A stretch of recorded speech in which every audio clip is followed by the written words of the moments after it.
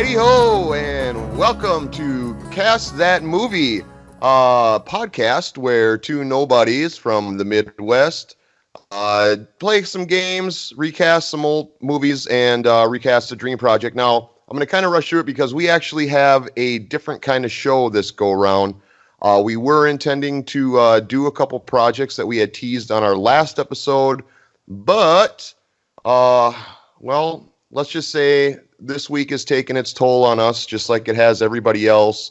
And myself personally, I just did not find the time to do an adequate prep session for brand new material. And I guess refuse to try to make an episode if it can't be top notch and it can't be fully prepared. So we are going to do what is basically a retrospect. 4 episodes in, folks, we are doing a retrospective episode. How cool is that? I'm joined, as always, by the Don to my Johnson, Tom Van Horten. Say hi to everybody, Tom. Hi, everybody, Tom. I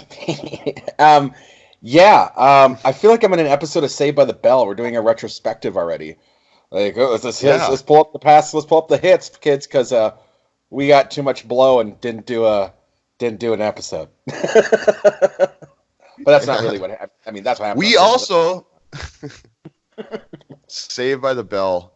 We also have a special guest joining us for this retrospective, and dare I say, I believe that he is our number one fan. We have Joe Froemming joining us today. Say hi to everybody, Joe. Hello, everybody. Glad to be here. Just want to say I love your guys' show, so I'm gonna tread lightly and not crap all over it accidentally with. Dude, no, shit on us. Shit on us. We deserve it, dude. We enjoy being shat upon, Joe. We enjoy it very much. Very much, Joe. I did a couple pumpkins. I can handle it, bro. God.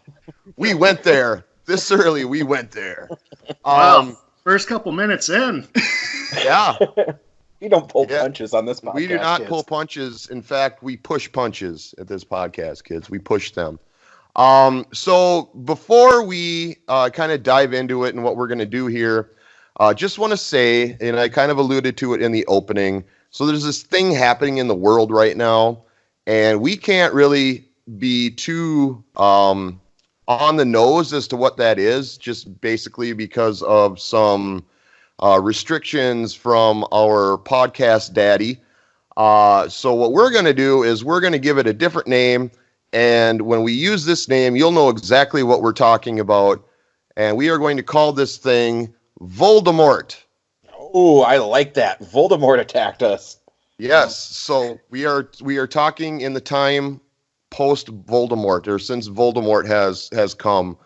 That's what we're going to do. So whenever we say Voldemort, you guys know what I'm talking about, because it's really the only thing on everybody's minds right now.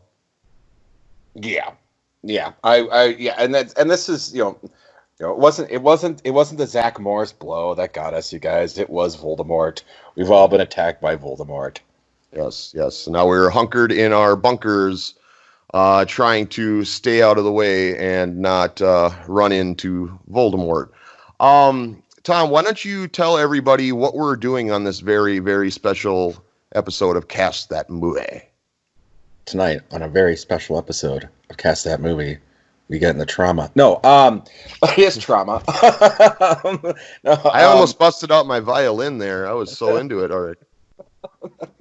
We're going to go back through and talk about more of what plagued these movies, because something that we've kind of said throughout the podcast is, we understand that it's really not the actors' faults for a lot of these things. Now, I will go more in depth with some of these things and how they were the actors' faults in certain cases, but ultimately there's a lot of things that go into making a movie, and Joe and I know that firsthand. Mm-hmm. And so when we go through the beginnings and I kind of explain a little bit about what the turmoil was, I am tip of the iceberging it. So with this one, there's been some people that have commented on some of our previous episodes about, why didn't you talk about this? Why didn't you talk about this? Why didn't you talk about this? We didn't have time. And, when prepping a show and making a cast and doing all the things that we do for this podcast, there's a lot of time. Plus games. Plus games.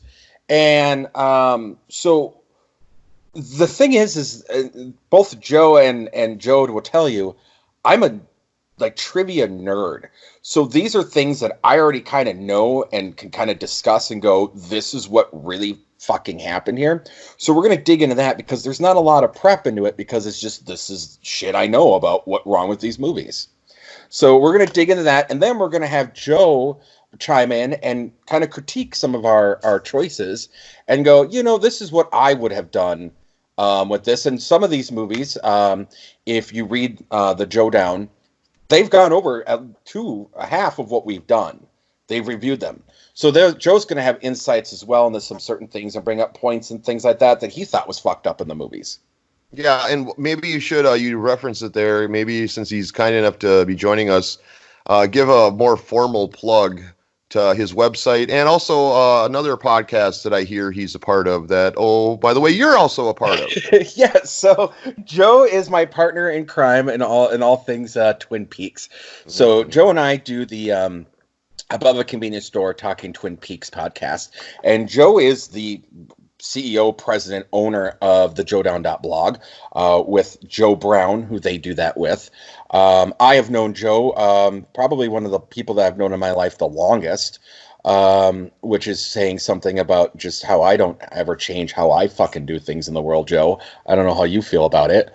But yeah, that's, and Joe is a brilliant mind when it comes to these things. And we both kind of, I think all three of us kind of, movies shaped who we are as people.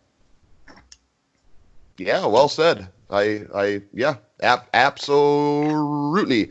I think before we go any further here, because we do have 4 projects to kind of revisit and recover. I think we should just get one out of the way right now. I think we should just jump right into it. And I believe, if I remember correctly, the first project that we tackled was a recasting and a re-envisioning of the Super Mario Brothers movie. That is correct. Now, Joe, as our special guest and reviewer of the Joe Down, I want you to talk about your experience with Super Mario Brothers because they've heard ours, and I'm sure they've read yours. But let's hear your thoughts on it. Yeah, this movie is it's bafflingly bad, and me and Joe Brown did a whole month of podcasts on video game movies. Super Mario Brothers was in it, Mortal Kombat, Street Fighter, and Double Dragon. I ordered a DVD copy of Super Mario Brothers. Joe Brown came up to Bemidji. We did the podcast, and right when he's about to leave, I looked him dead in the eye and said, "I don't want this in my house." And I handed him the DVD. Be gone. Yeah. I felt like it was cursing me, and I did keep the Double Dragon DVD because I didn't feel it was that as bad as this. This was like one of those experiences where it just chewed me up inside watching it. Just what is going on? Who thought this was a good idea? And so, yeah, we reviewed it and we did some research on it, which I'll kind of chime into. But this was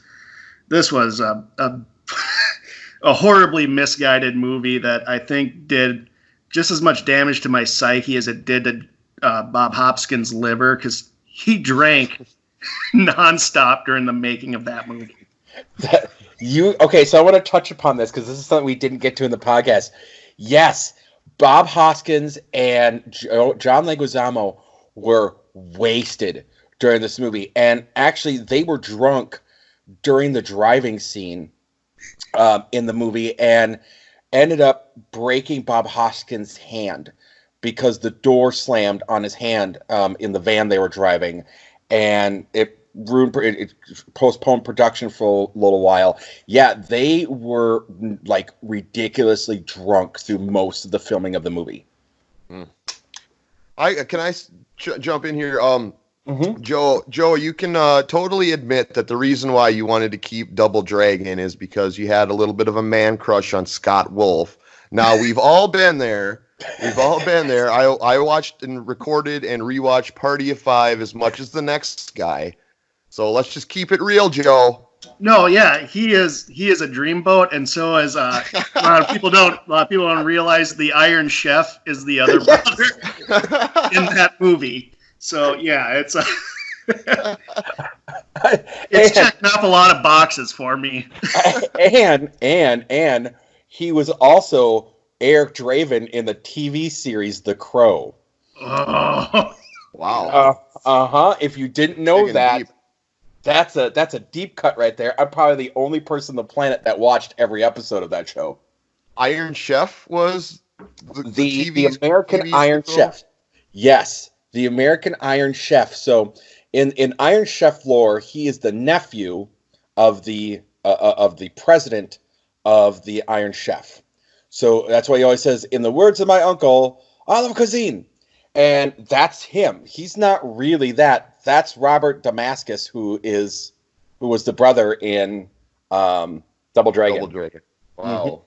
Mm-hmm. That's a where are they now? That's our where are they now for this episode. Fucking that guy. Yeah, because we are not playing games. We are not playing games this episode. We should put that out right now. We want to give these projects their due diligence, but the games will return when we return to our regular format. So all right. So yeah, I mean, it was a shit show. Joe, I'm curious. I don't know if we can certainly refresh your memory. Any of our picks that jumped out for you for better or worse for a recasting? It's been a while since I listened to it, so could you guys give me a brief refresher? On what your picks were for this. I listened to it, but again, it's been a while. So. Yeah. Tom, I'm going to let you start.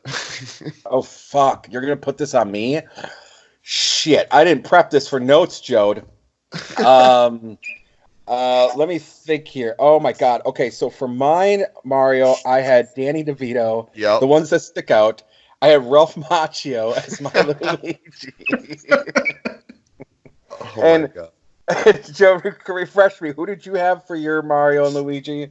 I had character actor Oliver Platt for my Mario. That would have been his been his big breakout role.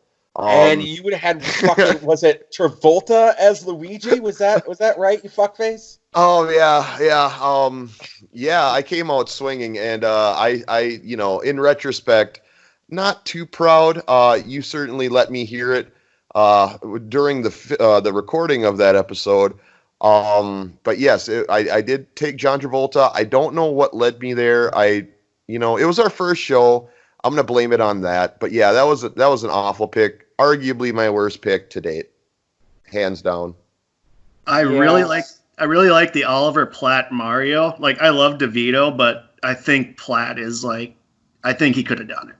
I think when I see Danny DeVito, I don't see him as a character. I just see he's like Nicholson to me. It's just Danny DeVito. So I like the Platt choice myself.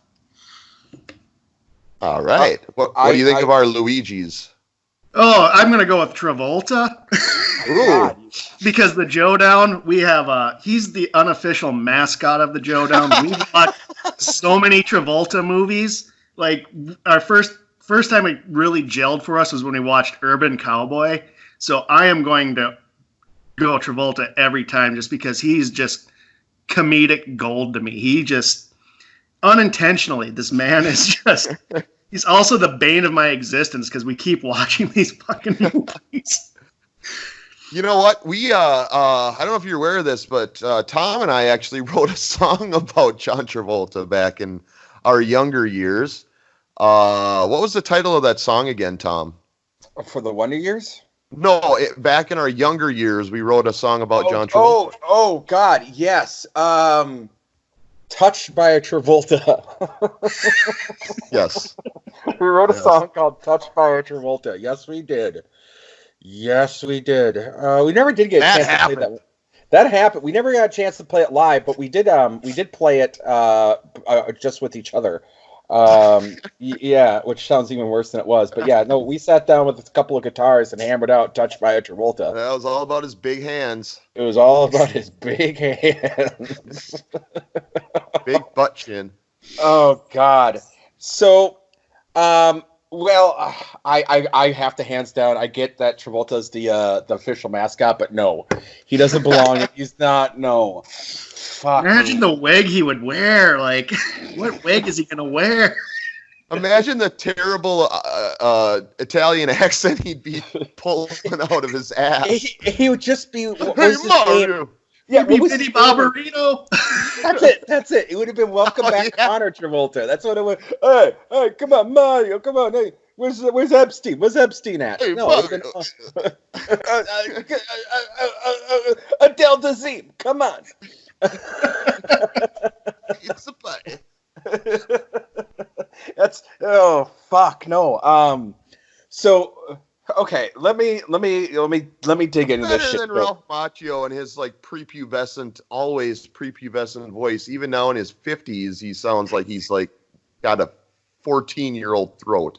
But he's You know? he's a Macchio. He could play a Mario brother. You know, he got that accent from the Sita. Hey, Mr. Miyagi. The weird thing about Macchio is we've never heard his kid voice, because when he was in Karate Kid, he was like in his 20s already. That's true. Fuckers, you're killing me over here. Is Voldemort attacking you there, Tom? Voldemort hit me because you're making fun of my Macchio. I love Ralph Macchio. I do. I love him too. I love him too. I love him as Danny San. It ends there for me. It just there's nothing more. I just can't see him doing anything else. That's it. And especially bro, he was amazing in The Outsiders. Oh yeah. Well, yeah. Well, everybody knows Leif Garrett was the highlight of The Outsiders, Tom. Shit. Is that pre or post when he killed his friend? Oh, Jesus. No, he just crippled the guy. The guy was in the wheelchair. I'm sorry. Yeah, he made a quad. I forgot. My apologies. Sorry, Leaf, if you're listening. Is it? It's Leaf. I always thought it was Leaf. No, it's Leaf. It's Leif Garrett. That was a Liev Schreiber joke. That's sorry. It's been a while since I watched Wolverine. It's too late in the night. Yes. But we digress.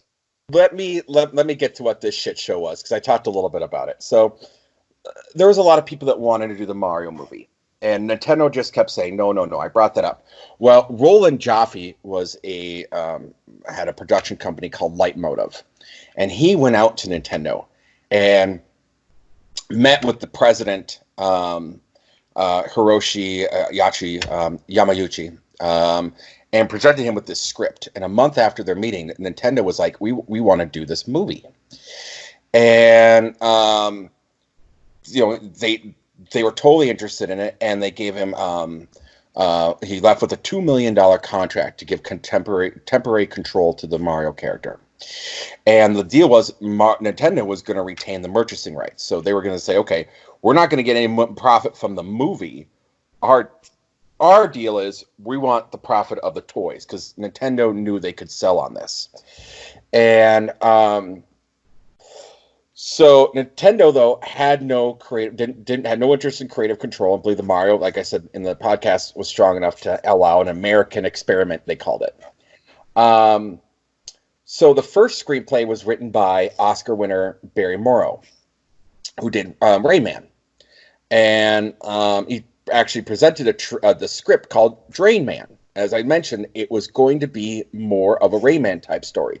He described it as like Laurel and Hardy and Abbott and Costello, where it's an odyssey and a quest in the game itself.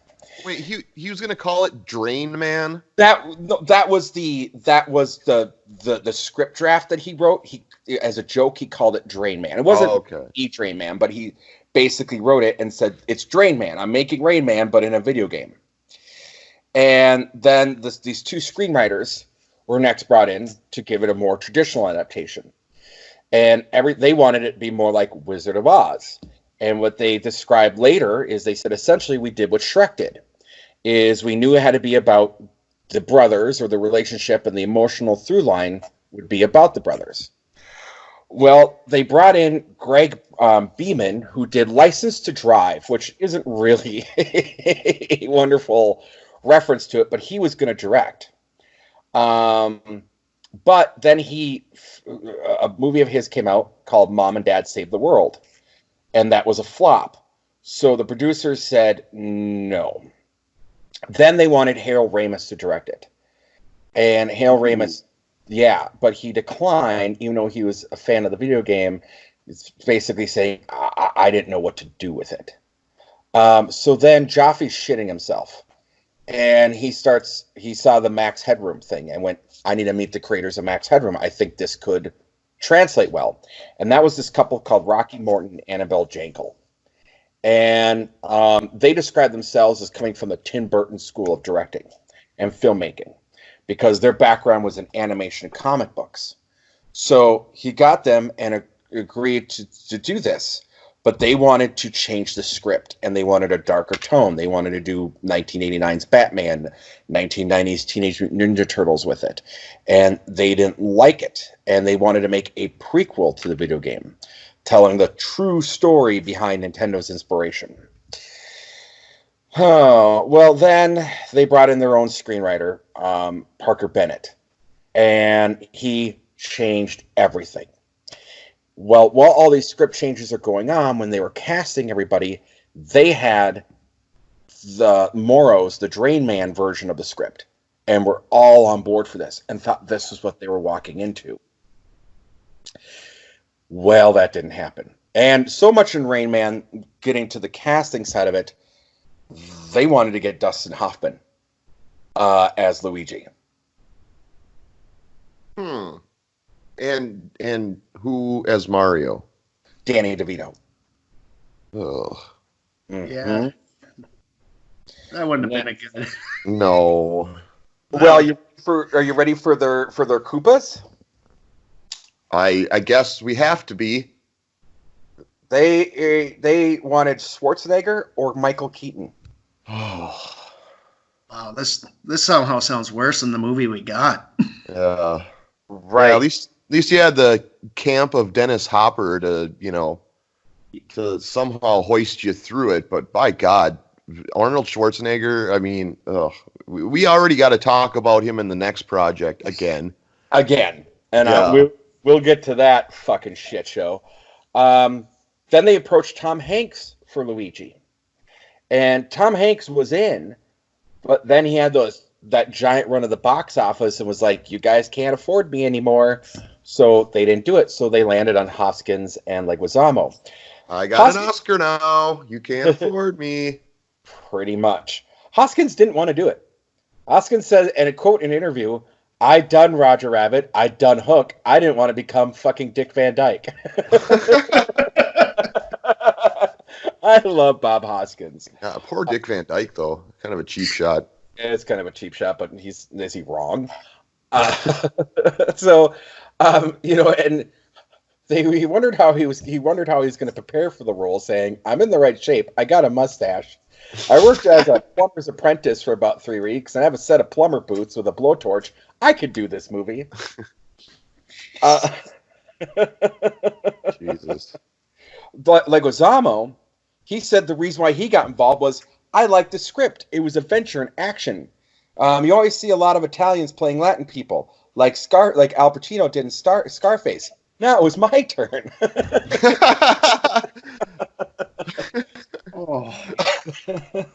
Turn the page. So they wanted to get a musical actor for Toad.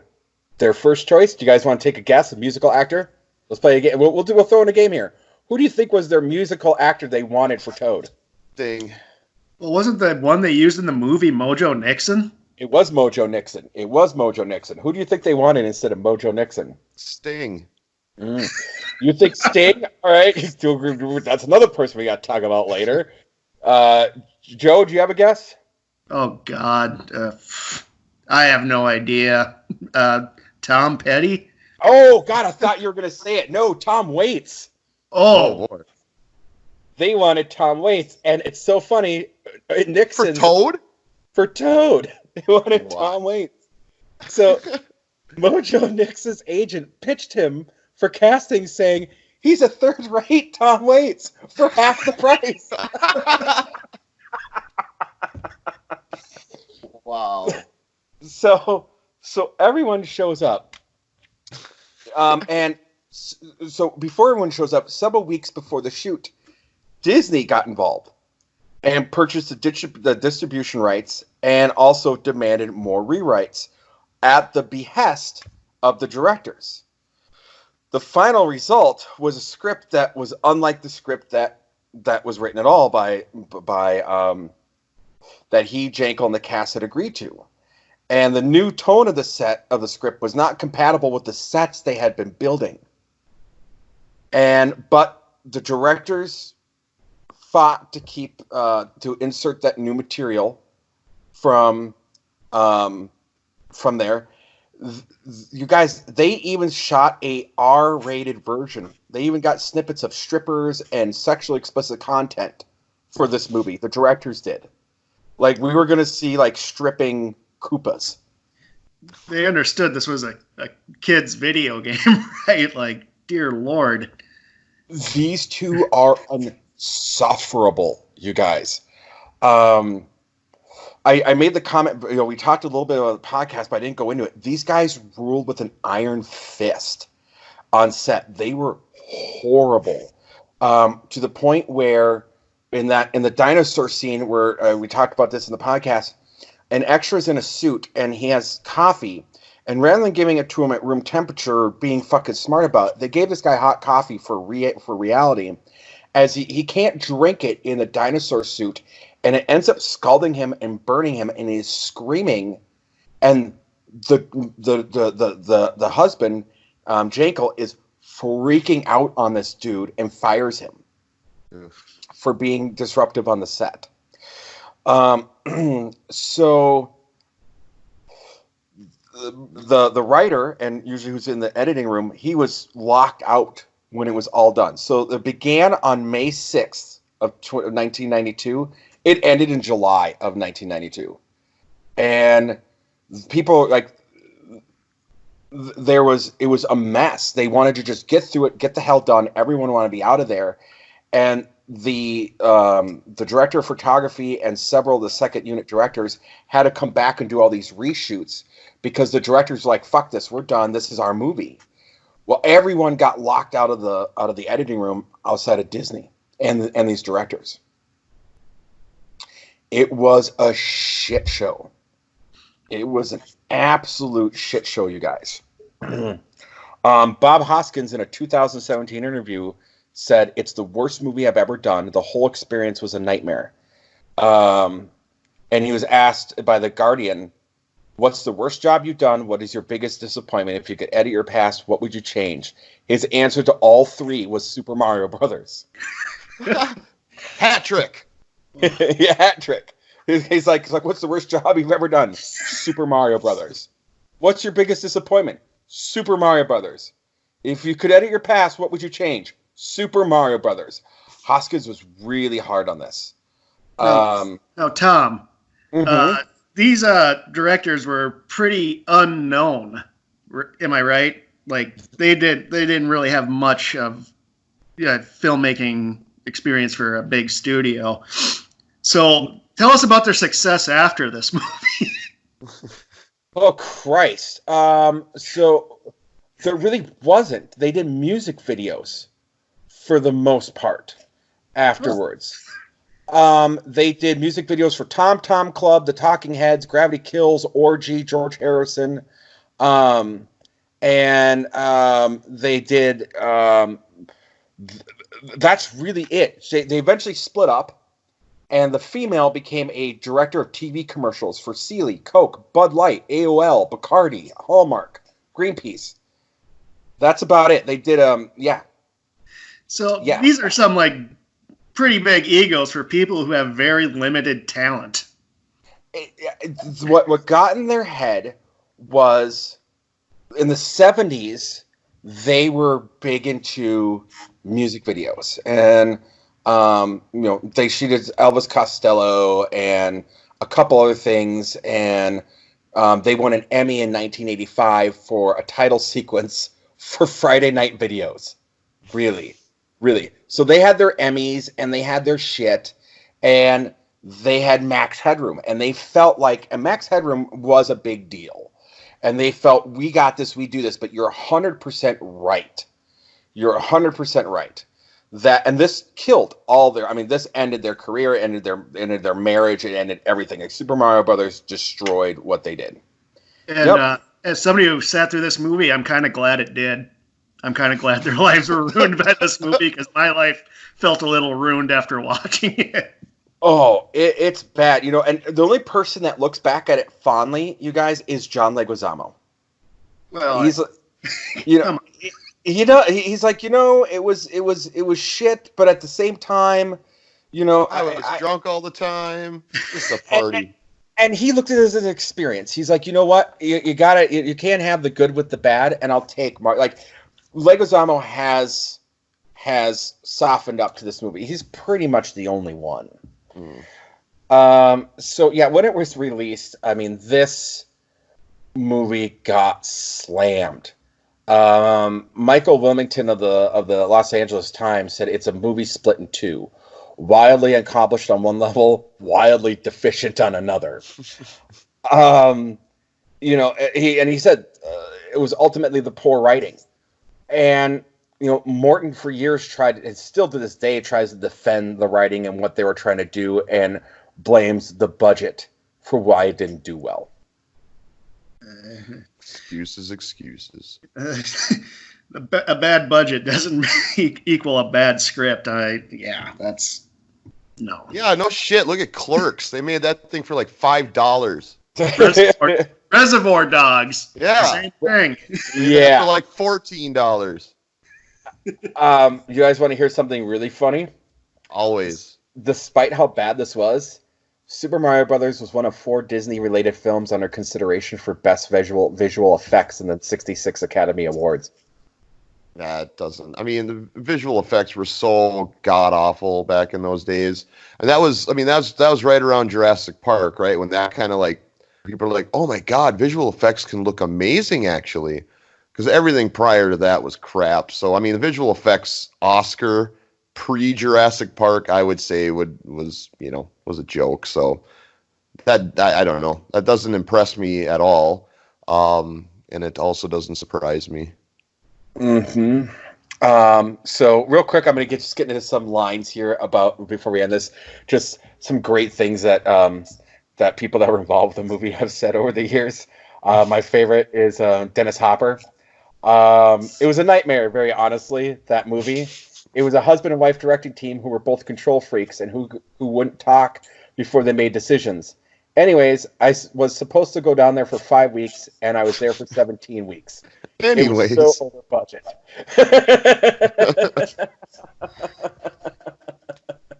So, yeah. And the co-director, Morton, the husband, reflected in the movie in 2016 as a harrowing experience, saying he felt uneasy. Quote, uneasy being put in the position of having to defend a new script. In addition, working with Dennis Hopper was really, really hard. Really hard. I don't think Dennis Hopper had a clue what was going on. Probably not. I mean, probably not. Probably not. So, yeah. Jaffe, at the end of the story, Jaffe never heard what Nintendo thought of the finished project. They never phoned up to complain. They were very nice. But like you said, they didn't let another one of their properties be made into a movie for 3 decades after that. So for 3 decades, Nintendo. Now there was video game movies. People I brought up, Double Dragon.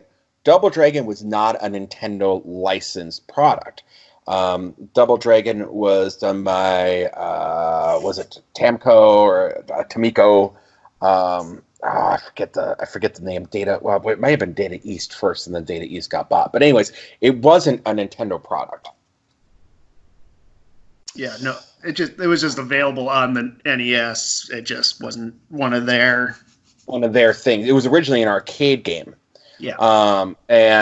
So yeah, but it wasn't actual Nintendo. Again, it took till Pokemon to be done. So I think we can probably stop talking about this movie now forever. I don't think we really need to go over any of our other casting picks. I don't think there's anything that was that's spectacular. And I think other projects have more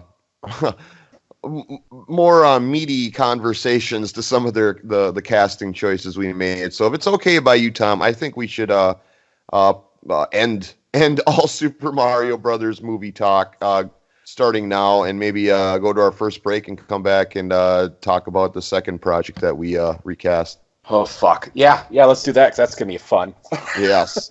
All right, we will be back in a jiff. Damn, I look into the stars this night. Come to crystallize our city in its halo of artificial light. Can't find your favorite toilet tissue on the shelves anymore? Maybe it's time you think about making a change, because life may never go back to the way we once knew it ever again. In light of these crazy unforeseen circumstances, in this changing new world, Big Billy's Bidets would like to invite you to think about a new, more sanitary way of polishing your nethers. Introducing the Ass Blaster Deluxe, a state-of-the-art bidet that hits so hard and with so much force, you'll think you are on your way to an honest enema. But don't take my word for it. Sean from Punxsutawney says, My butthole has never been cleaner. After every use of my new Ass Blaster Deluxe, I feel like a new man, ready to take on the world. Look out, world! And Jimmy from Des Moines says, Sometimes I let the bidet keep going, doing its thing, long after my anus is good and clean. I don't know. I just really like how it feels sometimes. You heard it here, folks. Big Billy's Ass Blaster Deluxe is cleaning asses and taking names. Don't miss your chance to be ahead of the curve for once. Order yours today at bigbillysbidets.origami right the hell now. Who needs fragile napkins cleaning where that sun ain't shine when you got the Ass Blaster Deluxe spraying your bung?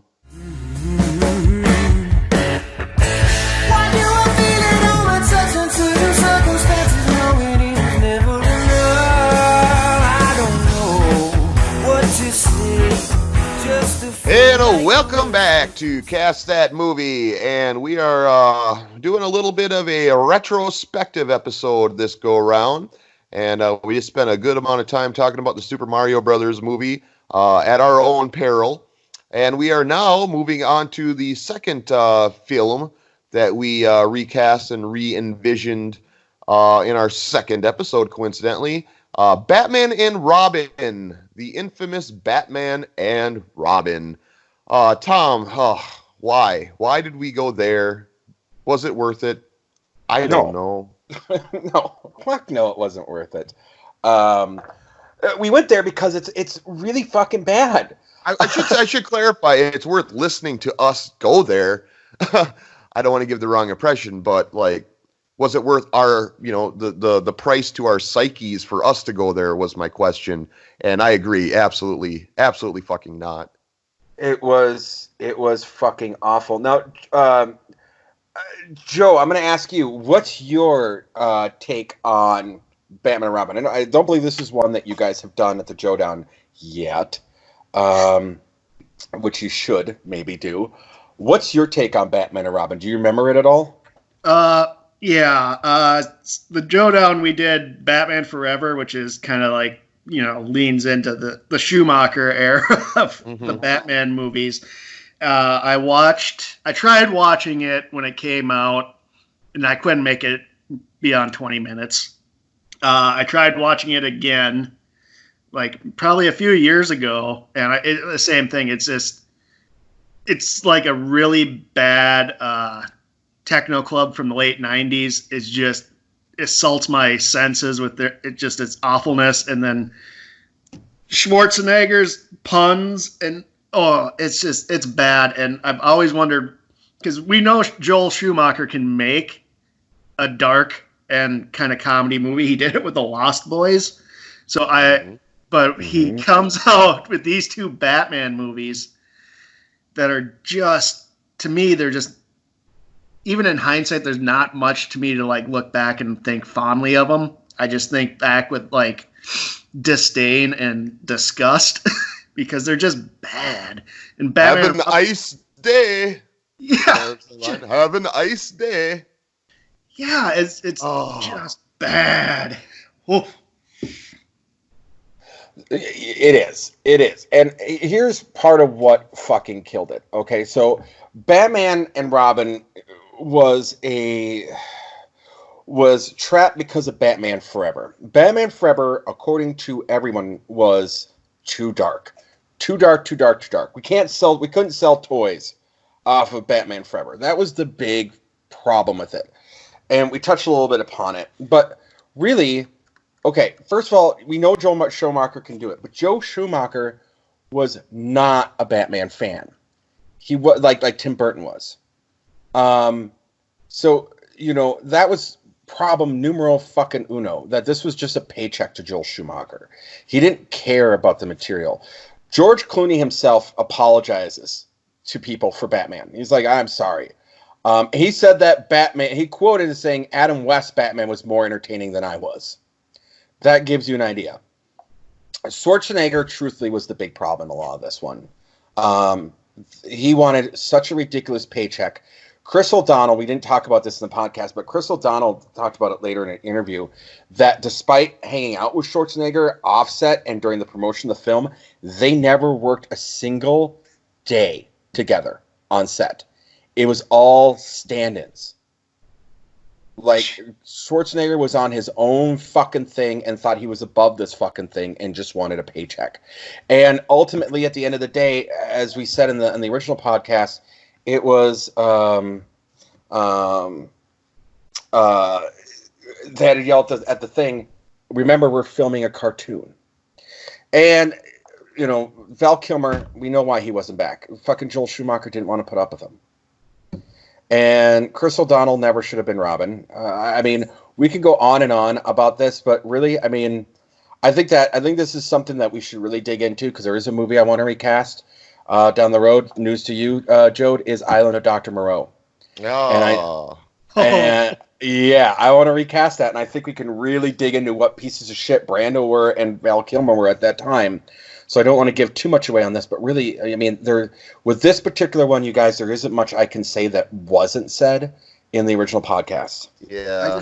I'm just trying, just one thing, I forget if you brought it up, but the dailies for this was so positive that Joel was greenlit for another Batman movie, which he said was going to be more dark, and it was going to have the return of Jack Nicholson as the ghost of the Joker.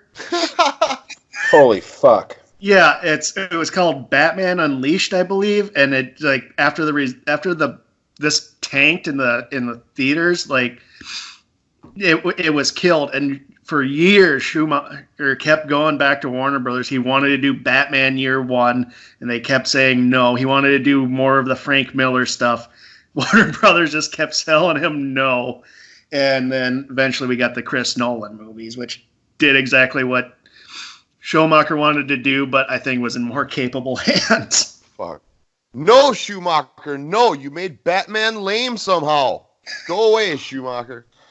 How were the dailies positive? What the fuck is that? Yeah, the dailies were super positive that he was greenlit for in the sequel. So it was going to be Joker's daughter was going to be Harley Quinn. Scarecrow was going to be played by Jeff Goldblum. And it was going to be they were trying to get Michael Keaton back as Batman. Oh my god. Oh god, that wasn't going to fucking happen. Yeah, do a Batman. Hey Batman. Yeah. There's a lot of information out there. It's really kind of just insane that the tonal shifts would have just What kind of hack studio heads looked at the dailies of that and were like, brilliant. Brilliant. Make more. Let's make more, Joel Schumacher. I'm speechless. Honestly, I just thought no one was paying attention to the dailies. Oh, let's get through who we picked for Batman Robin, get Joe's reaction to it. Then I say let's move on. Fuck this movie. Yeah. Okay, so for me, we'll just do the Batman and Robin. We won't go down the list of all the other casting choices we had. I had, if I remember, I had Daniel Day-Lewis as Batman / Bruce Wayne. And I had Leonardo DiCaprio, I believe, as Robin. And I had kind of more of a prestige picture. Who I can't think offhand who I had for a director. Well, whatever. Whatever. That's my Batman and Robin. Who did you have again? I believe I had Tim Roth and Jared Leto. Oh yeah.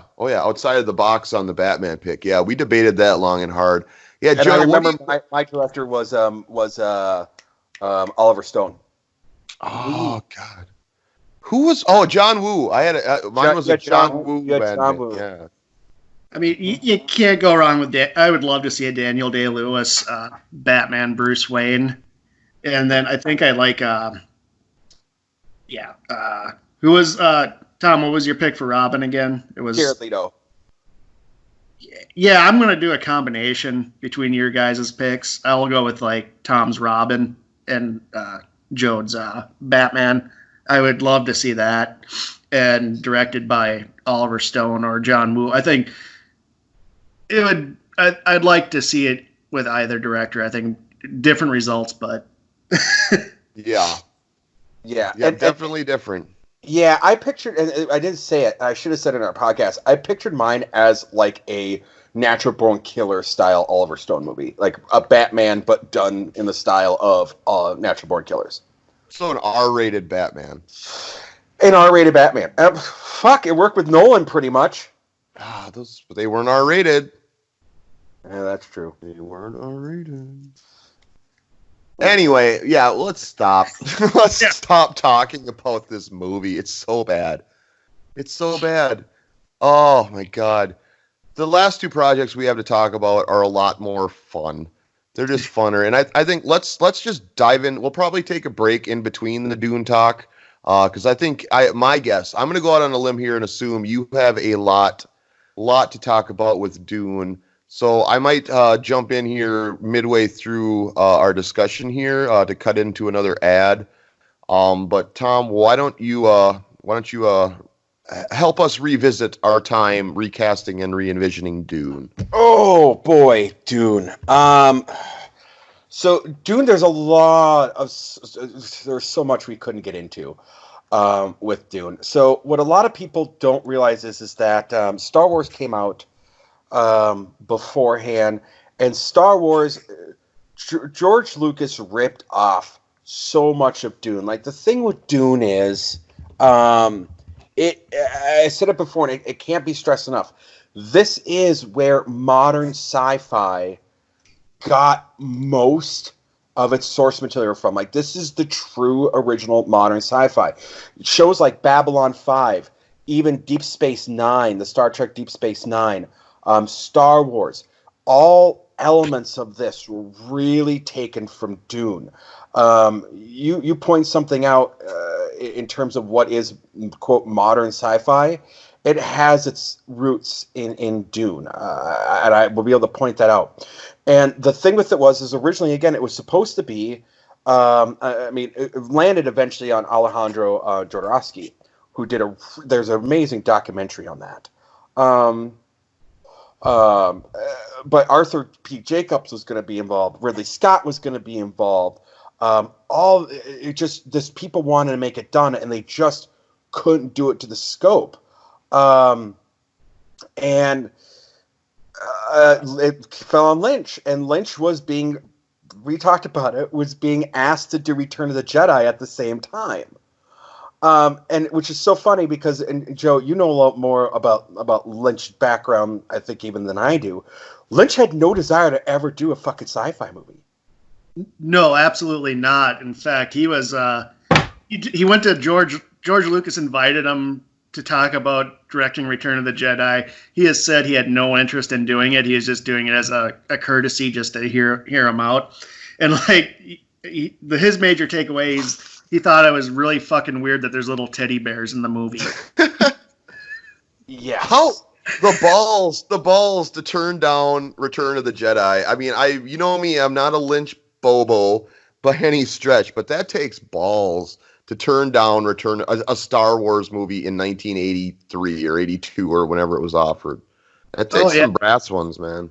Oh yeah, but it's weird because this is really not Lynch's wheelhouse. He's more of an art house goon type of guy. So like having him do like and if you've read the book Dune, it's an unfilmable book for the most part. There's just so much going on. You can't. Any attempt at it is just it's a fool's errand, I'd say. It is. So this is where I know the plot of Dune, and I hinted at some of it to you in the podcast, Joe. Joe's absolutely right.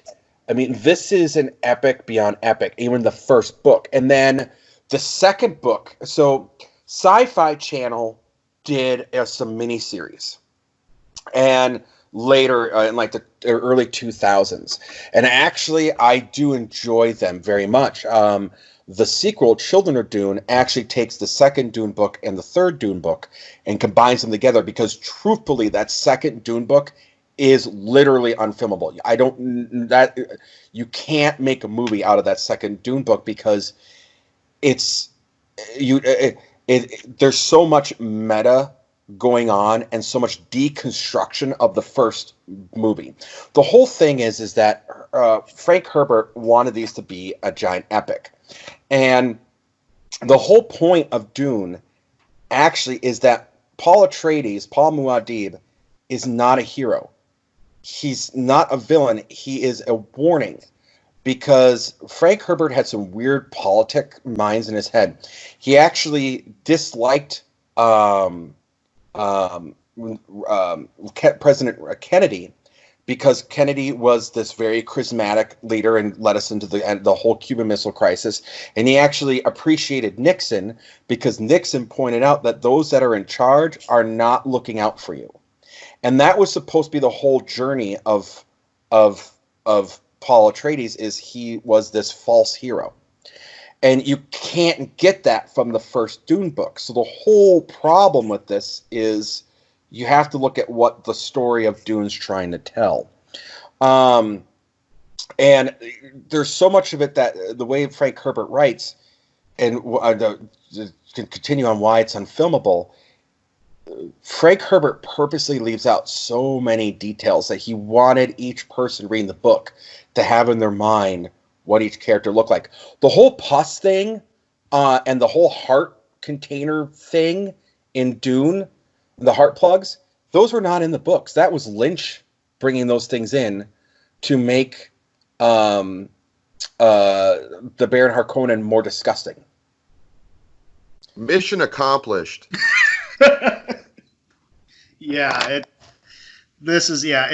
Like Paul said, the book is, Paul Atreides or Paul Muad'Dib.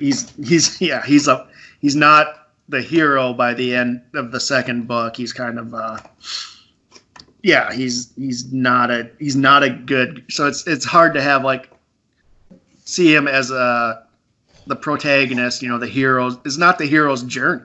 It's not the hero's journey. And I will bring up this, if you guys can find it, watch Children of Dune. Actually watch both of them, the sci-fi ones. William Hurt is in the first one, and the second one, it's very watchable, Children of Dune, because it's where James McAvoy got his start, was playing Leto II. No, it's not where he got his start. He got his start on the British version of Shameless. This is before that. No. Yes. Really? Yes. Yeah, he's pretty young in it. I've watched it. Very young in it. This is before the British version of Shameless. This is really? where he got his start. And he destroys everyone who's on scene with him. He outacts everyone. It is really, really good. And the whole point of the whole point of him being a fucking Paul Muad'Dib being a prick is, in the story you learn that he was supposed to, there was a way he could have done this thing. It's called the Golden Path. It becomes a big thing of it. And he's such a coward that he makes his son do it instead. And become this thing. I'm not going to say what it is because I don't want to give that away, because I really encourage people to look into the story that is Dune and not give stuff away, because I do think, we talked a little bit about it with Jason Momoa, if he's going for that Duncan Idaho character. Duncan Idaho does die in the first book, and by the end of the series is the most important character in the series. Hmm. Yeah. Okay. Interesting. So, Joe, you call it unfilmable. Are you, we did talk about in our episode, we talked about the Dune that's currently in production. Who knows what the status is, of that right now with Voldemort. I don't know if they gotten all the principal photography done or not. I sure hope so. But are you optimistic in them? I believe they're splitting it into 2 movies. Do you find that to be enough, or do you think that should have been tackled like Netflix or HBO style, like limited series style? Yeah, I don't have a lot of hope for this. I mean, I like a lot of the people involved, but I think if you're going to do Dune, you might as well do it like a Game of Thrones type series where you can pace it out instead of trying, because otherwise you're going to cram so much plot. It's like what happened with Lynch's movie. It's confusing. If you've never read the book, this movie is very confusing. Yep. Mm-hmm. It was very confusing. It helped that you added Lynch's weird surrealness to it. I mean, that's also not going to help. Spice melange. What is the spice melange? What does that mean? Okay, so in Dune, you have to understand the Dune timeline spans 400,000 years. Of course. Okay, so going back to way when people were whatever. Basically, fucking Terminator 2 happens. All right, the robots rise up and rally against everybody, and there's a jihad that goes on, and they have to rally against the machines. The machines are, machines that are smarter than humans are made illegal. They have to rage against the machines. They have to rage on the commode. So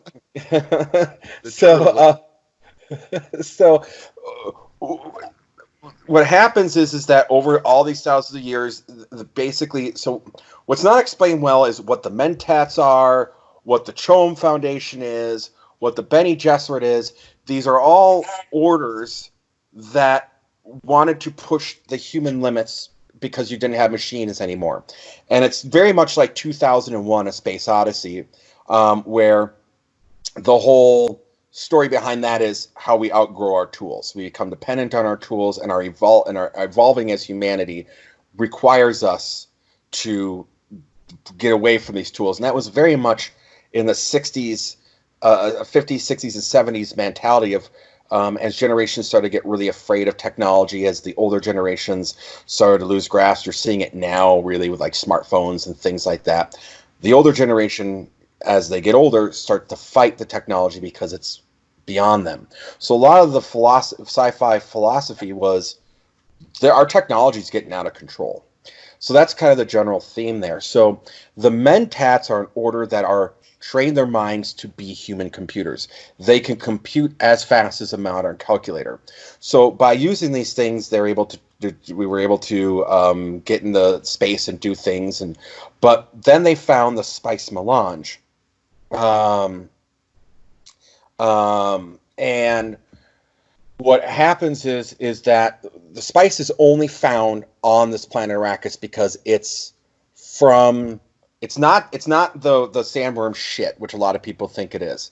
It comes from the water that the larvae have. They've got these little things, the little sandlings. I forget what the name of them are off the top of my head. Oh, the graboids? Yeah, well, not the grab. You don't see the baby graboids, though. You don't see the baby grab. Well, yeah, you do. Oh, well, you do in. I'm getting them confused now. You do in the new versions. You don't in the old version. But that water of life that comes from that, and when that dries out, it creates these dune blasts. It creates the sand, the spice melange, and that spice creates precognition. It's a drug. It's a drug, and something that's actually very lost in the movies and is explained in the books is that it's life-threatening. Once you get enough, and once you start getting the blue eyes and everything like that, you are dependent. You will die without having the spice. So everyone that's eating the spice being in everything, is it's basically DDMT. It's DMT. Is essentially what it is. But with that, people that saturate themselves in it, and that's what the weird creature in that fucking tank is in the beginning of Dune, is they're mutated by this thing because they go through so much of it, and only certain people can handle it. And through that, they're able to fold space. So everything becomes dependent on the spice. The spice is an allegory for drugs, oil, and technology. That thing in the tank was a human at one point? Yes. Yes. What? Yeah. I read those prequel books too. It's kind of messed. And also in the prequel books, the Harkonnens are the heroes and the Atreides are the villains. Like, yeah, it's kind of they're interesting. They're not. They're interesting for what they are, but so Tom, long story short, it's not worm shit. It's just the worm afterbirth. It's the worm afterbirth. That's exactly right. I mean, we're kind of splitting hairs then. Essentially, we're splitting hairs there, but yeah, it's basically worm placenta. So the point is that when Jodorowsky was going to do it, it turned into a 14-hour epic because Jodorowsky's Dune really wanted to touch on everything. And nobody, nowhere was going to allow filming for a 14-hour movie in the fucking 70s. Right. It was not going to happen. But the cool thing is there is concept art out from this, which is really cool to see if you can come across it. I suggest looking it up. The concept art for this version of the movie is really rad. And it's that concept art that created the backdrops for Blade Runner and for Alien.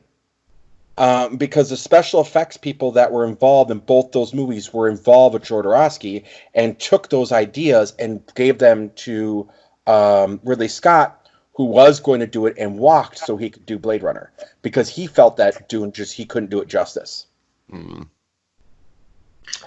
Wow, that's so much to unpack. Well, and what really hurt this movie the most, though, truthfully, was the editing. The rough cut of Dune without post-productive effects ran about 5 hours. And that's par for the course with Lynch. Like, his first cut of Eraserhead was like 4 to 5 hours. Blue Velvet was like a 5-hour movie. He typically overshoots. He shoots stuff that he doesn't need, and then he wastes a lot of time trying to defend the kind of like the pointless stuff that doesn't really need to be in the movie. It's just, there's like, even if Fire Walk With Me, there's this whole, like, he films like almost like a mini Twin Peaks episode, and it just got cut. Like, so this is par for the course for the guy. And this movie is the number one reason why he demands final cut on everything he does now, because they butchered the hell out of it. Mm-hmm. Yeah, so his version of it was 3 hours long. And Laurinaitis and Universal expected nothing longer than 2 hours. So when it came to the editing room, Laurinaitis, his daughter, really went through and just cut everything. And that's when they added those voiceover narrations to add to what was being lost. It was...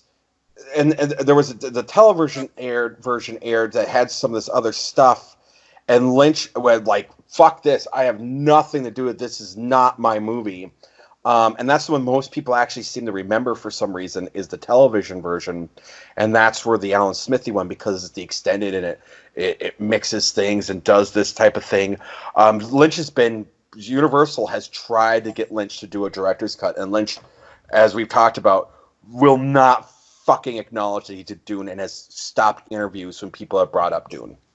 Right. Which is It's funny because in his the Room to Dream book, like everything about this movie was a pleasant experience for him until the editing. Like the editing has just spurned him and made him so jaded about this. But like everything leading up to it, he was just like he was happier than a pig and shit. Like he's got to do like all these like weird things, and then like the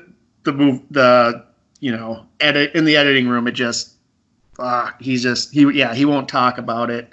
Or he'll just politely just change the subject. All right. Well, I think we will break here. And then when we come back, how about we kind of revisit our visions for what we would have liked to have seen instead, and then maybe get Joe's reactions to those visions. Sounds good to me. Sounds good to me.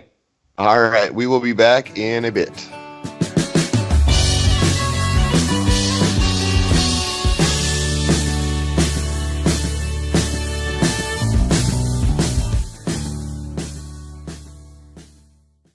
Hey, Ted Mills here. Again. Gotta keep it apart, people. Social distancing is a thing now. You should do it. You should have done it yesterday. It might be too late. So, Ted Mills Box Store is not going out of business. Despite what the naysayers naysay. We're fine. We always need boxes, right? Hey, we're having a sale. A social distancing sale. I decided to call it. Clever, huh? It's pretty good. Buy one box, get one box for free. That's 2 boxes, but you only pay for one. The other one, not so much. So, Ted Mills Box Store on Pelican Street, right next to that Dairy Queen there. You still know the one. It's the same one from before. Buildings don't move after all. Huh. I'm funny. Hey, I don't know what comes next. I'm just Ted Mills. But I do know that whatever it is, boxes will probably be involved somehow. They're always kind of there, so visit Ted Mills Box Store, please. I'll hook you up. I'm Ted Mills. Please don't get too close to me.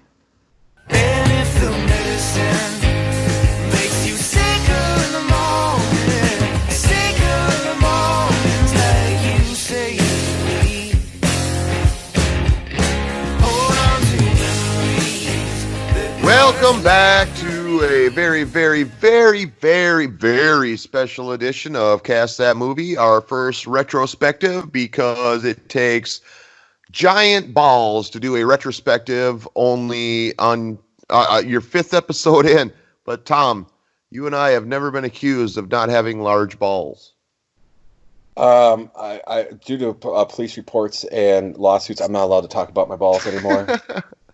All right. Anyway, we were talking Dune. But they could choke a mastiff. Go on. We were talking Dune. We kind of went back in time. Was our 3rd episode where we re-envisioned and recast Dune. The 1983, I believe, was it 83? 84. 84 David Lynch project. I think we're gonna now look to go back to our picks from that segment, and then maybe get Joe's reaction to those picks. I think for a project like this, I think who you pick as your visionary really matters a lot. So I think we should touch on that first. I remember I had the one and only Stanley Kubrick, which coincidentally you kind of referenced 2001. So yeah. I just want to point that correlation out to you there. Yeah, I know, and I went with yours. And I can't. Who did I have? You had Terry Gilliam. I had Terry Gilliam, who I had chosen for my Super Mario Brothers movie. If I could have gone back in time and picked somebody to make that, I would have picked Terry Gilliam. And you rightly, I mean, I can't argue that he'd also be great with Dune. But yeah, I mean, I think we both agreed that my pick was superior. Joe, what do you think of those two visionaries taking over this project? Oh God, obviously you can't go wrong with Kubrick with this one, but honestly, I would also just like really love to see a Terry Gilliam Dune, just especially at this time where it's just like he's having like the Pythons kind of like cameo in his movies and shit like that. That would have been like something else. But yeah, Kubrick would have done at least. I think he would have done the story a little bit more justice. Yeah. But yeah, no, I see where you're coming from. Like he could have incorporated some of that Monty Python animation style, which I think would have been a step up, from some of the visual effects choices in the David Lynch movie. I cannot get over that box fighting thing that they did, that dance fighting box thing with him and Patrick Stewart. Like that was one of the worst visual effects that I've ever seen in a movie ever. And being that it happened, I believe within the first 10 minutes or so of the movie, it kind of, for me, set the tone. Because again, I don't come into the Dune, the mythos with any, past knowledge. I didn't read any of the books. I'm judging it for what I'm seeing. And once that happened, a judgment was made. So, and Joe, you could back me up on this or not back me up on this. This is trademark Lynch. As I said before, Lynch really, for everything that's available to him, and I think Twin Peaks: The Return really shows this, he likes that cheesy 50s, 60s special effects. Well, yeah, without a doubt. He does it in all his movies. I feel bad for Joe because I did this to Joe Brown with the Joe Down. I made him watch Blue Velvet, and it's kind of it's still the cheesy effects even in that. I mean, it's not like special effects so much as like gaggy like costumes, but it still like comes from that what he likes. So like he's not somebody like who should be helming something that's like a sci-fi masterpiece or epic, because he just loves his hokey shit. Right. Yeah, he lacks broad appeal, or he doesn't understand what appeals to the masses, and he doesn't care. I think is blatantly obvious. So, but yeah, no, I can't. I'm obviously a fan of Terry Gilliam, and I think we both had good ideas for a different vision. And I think, honestly, I know you guys love your Lynch, but I still honestly, I don't think you'll disagree with me that either of those two guys would have made a better Dune. Even if it is unfilmable, I think it would have been a better film if either Kubrick or Gilliam had done it. Yeah. Lynch's art house, he shouldn't be behind a big epic blockbuster movie by any means. Like, it's weird that he was even put in a position to do that, considering the movies he made were like before it was Elephant Man and freaking Eraserhead. Like, who watches those? Like, yep, we're gonna rival Star Wars with this guy. Yep. He's our guy. Next big sci-fi franchise goes to the director of The Elephant Man and Eraserhead, ladies and gentlemen. Bet you didn't see that coming. Yep. Well, here we go. It's happening, folks. It's happening. And it happened. And it gave us a podcast to talk about, I guess. I don't know. It confuses me to this day. I can't quite digest it. It's like that piece of bubble gum that just never passes for me. It makes me wary of all future things Dune, and that's not fair because you guys are giving me very good reason to want to maybe dig into the story of Dune and like give it a chance and put this David Lynch thing aside. It's the worst. I think the worst possible way to be introduced to the world of Dune. Would you guys agree with that? Oh yeah, like I'm not a big sci-fi guy, but I'll enjoy it. But I really because the book Dune is so well written and it engages you that like it made me a fan. And again, I like more like non-sci-fi books when I'm reading. So like that, it roped me in. So I would suggest reading the book just because it's really well written, has a lot of cool ideas. This should not have ever been your introduction to that. No. And the thing is that I have to agree with you. The science fiction is a backdrop to the story, and that's what really good sci-fi is. You know, when you look at what has become of modern sci-fi, it's it's because of what we can do now in special effects, better than boxes. Sorry, Ted Mills, but it's Hey. it's where go back to your whole Ted. It's kind of reversed itself. It's now they want to create what the technology is and build a story and force a story into that. Whereas really good sci-fi works where the sci-fi is the MacGuffins that are and the settings that are telling a great story, and that's what's lost in good sci-fi. So Tom, is there any other sci-fi movies you'd like to put the cast of Airwolf in like you did with this one? That's you totally deserve to He got you there. You did. I have no defense for that. I didn't realize that when I picked Jan Michael Vincent and Ernest Borgnine, that my subconscious love of all that is Airwolf came out in Dune. And I should have been called out on that. I'm glad you called me out on that. I casted fucking Airwolf in Dune, you guys.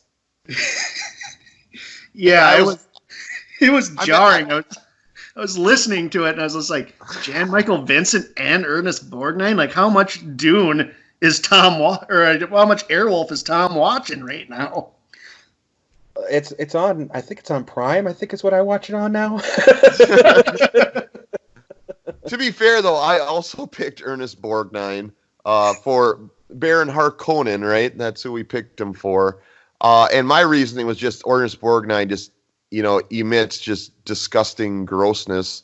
And before people get upset by that because, I'm, body shaming him or whatever, remember, this is the guy who said he walked out of Brokeback Mountain because he found it to be absolutely disgusting. So there's no love lost between me and Ernest Borgnine. He's, he lived and died a homophobe. So, I'm going to call him a big, fat, disgusting pig and cast him in the most gross role that I can think of. And that's just going to happen. Silence. Everybody's like, I don't know. I can't talk about this. No, you're absolutely right. Now,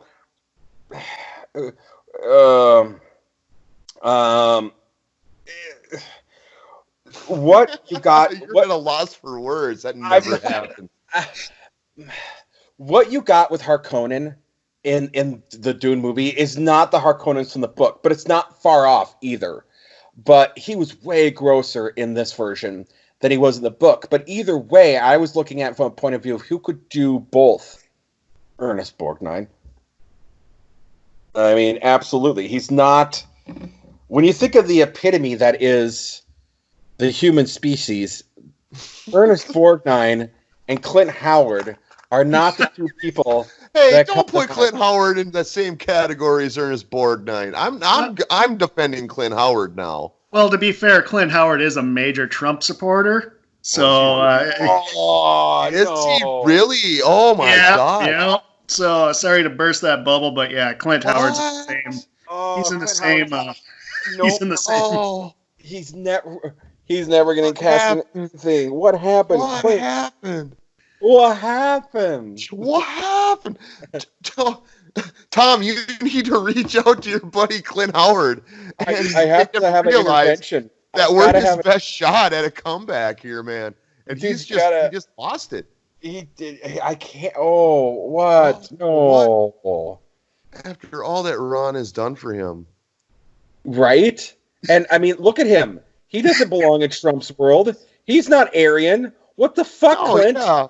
They would euthanize Clint Howard first. He'd be the first in line. Dude, the white nationalists do not love you, Clint. We love you. I love you. Come home, Clint. Come home. Well, I'd argue probably most white nationalists probably look like him, and that's probably why they're angry. So. Oh, you think he's got an incel thing going? Oh yeah. I mean, look at him. Yeah, look at him. Oh, Come Clint. home, Clint. Come Home, home, Clint. Clint. I'm going to write a song. I'm at to write a song called Come Home, Clint now. God damn it. Oh, that was a bomb that you dropped on us there, Joe. I didn't know hurts that. me. I'm not surprised. I mean, he's no Scott Baio, so his politics, I guess, didn't rise to the level of national coverage like a Scott Baio, for instance. Speaking of Scott Baio, hey, Paul, or I meant to say, hey, Tom, who did you cast as your Paul? I casted Scott fucking Baio. That's right. That you did, my friend.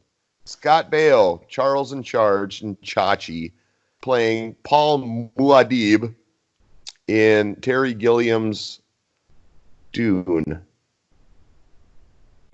Okay. So you have to understand the vision that I had for it. And if you looked at everyone I picked, they were really big TV stars for what this was, because I knew this was going to have to be in parts.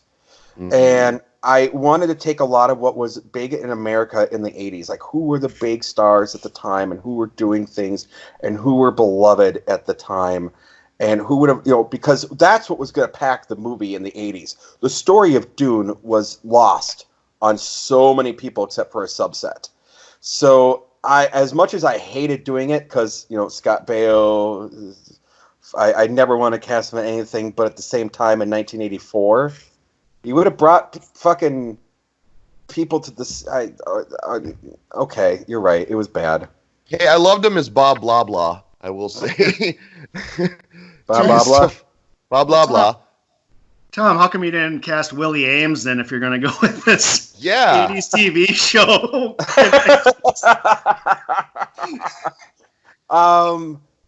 Because I wasn't there. What about Buddy? Scott Baio and Buddy were in Zapped. Yeah. Oh, they were in and Zapped. Charles is in Charge. And I do love Zapped. What was his name? Buddy Lipschitz Buddy Lipskin. What was his name in Charles in Charge? Scott Willie Ames. Buddy Lumpkin. Blumpkin. God. You had a last name? I don't remember. Buddy. I thought it was Buddy Chambers.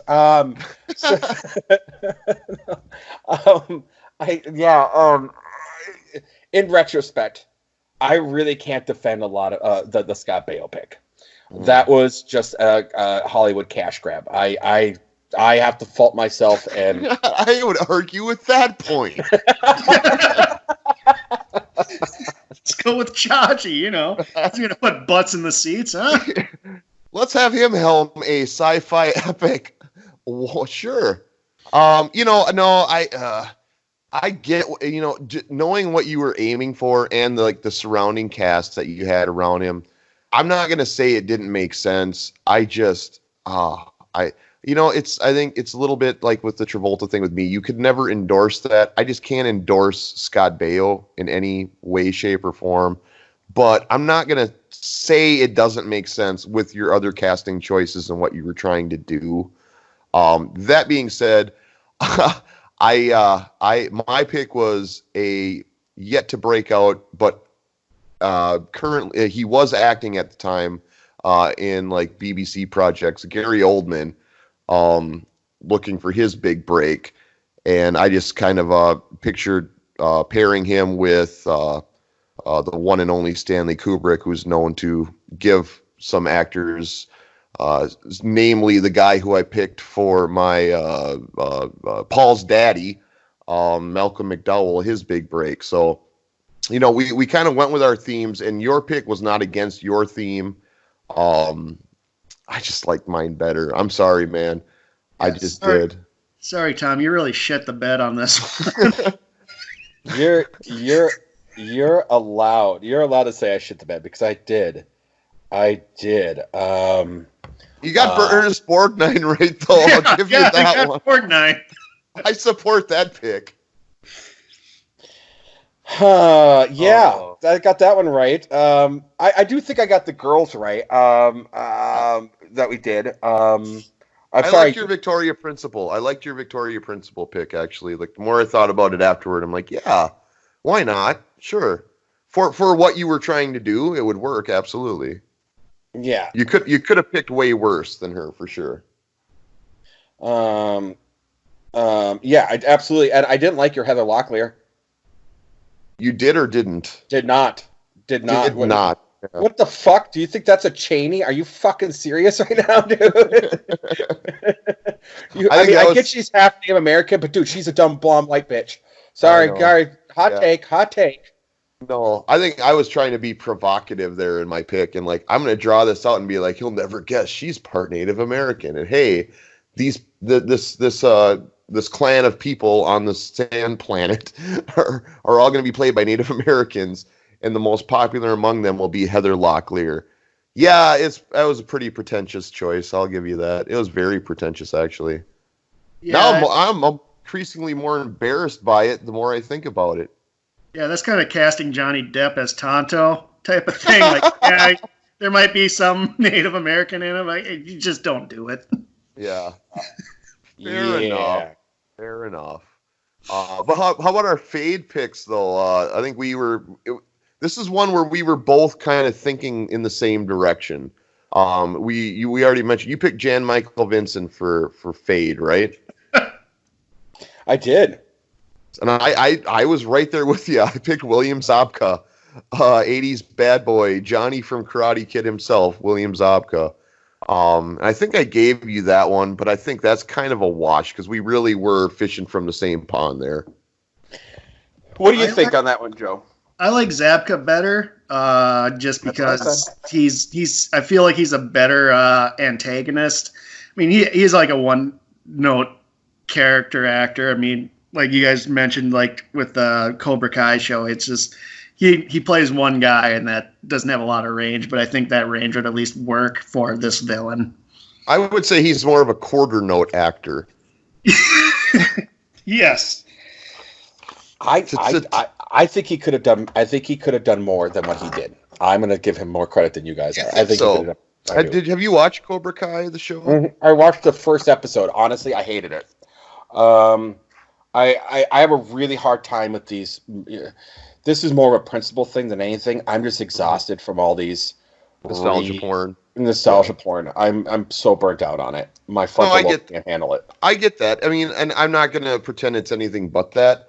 But I will say that there's nothing about that show that leads me to believe he has any. There's a reason why we haven't seen him since the mid 80s, and it only took a role that he played in the early 80s to bring him back to any sort of notoriety. I don't see where he can do anything but that. He's a bleach blonde, Venice Beach dude that can't play anything but a bleach blonde Venice Beach dude. Yeah. I just think there's plenty of roles for that. There was in the 80s, yes. That's like all he played. Like, what was the other one that he like? Just one of the guys. Yep. Yeah. Same character. Exact same character. Just the bully asshole blonde guy that was gonna grow up to be a car salesman. That was the William Zabka role, and I mean, I made it clear, like with my vision of Dune. The Harkonnens were representative of the worst of Americans. And, you had Ernest Borgnine, just a fat fucking pile of shit. And then you got Fade, just a dumb mimbo. And, like, that's kind of the direction I went. Whereas, the Atreides, which I don't know. I mean, you guys know more about the history here, obviously, than I do. From the movie, it seems like they're the good guys. And, in this telling, as I would see Stanley Kubrick doing it, they were the prestigious British, I don't know. I just wanted to get Malcolm McDowell in there, I guess, so I just made them all British. No, that's fair, and he's better than my Don Johnson pick. That's right. Oh, God. But I'm going to correct you on this. Don Johnson had done movies and has done a lot of movies, and he had a fucking music career. You prick. So leave Don. He's Johnson also alone. in the Watchmen series, man. You gotta watch that. Yep. God damn it, Tom! You just went all like '80s TV actors with this. I TV's did. Scott Baio. TV's Don Johnson. They're not even like the good ones. Jesus. Well, I was going to take Bruce Boxleitner, but I'm saving him for another pick, you fucks, all right? Not if I pick him first, man. I love me some Boxleitner. I do. I love Bruce Boxleitner. I do too. I like him too. Him and oh man, what's his name? Oh shit, no. We can't get this rabbit hole of TV actors from the 80s because that we can do our own podcast about that. Like, yeah. Oh God, yeah. Okay. All right. So yeah, I shit the bed. Joe had a better Dune cast, except for maybe Lisa Bonet. I think Lisa Bonet was good. Oh, good pick. yes. You definitely won that. Yes, I'll concede. My Heather Locklear was a horrific pick. Are we good with Dune, guys? Anybody want to add any last little tidbits before we move on to our grand finale? No, I think we've talked too much about this. It's not even my favorite of Lynch's. I'm really not a fan of this Dune movie, so let's move on. Okay. All right. Please do. Yes. Okay. So finally, in our fourth episode, we did something that I still am not convinced is not impossible, but we tried anyway. We tried to recast and re-envision Tommy Wiseau's The Room as something other than what it is. And is this film only on our radars because of what it is? Yeah, probably, almost certainly it is.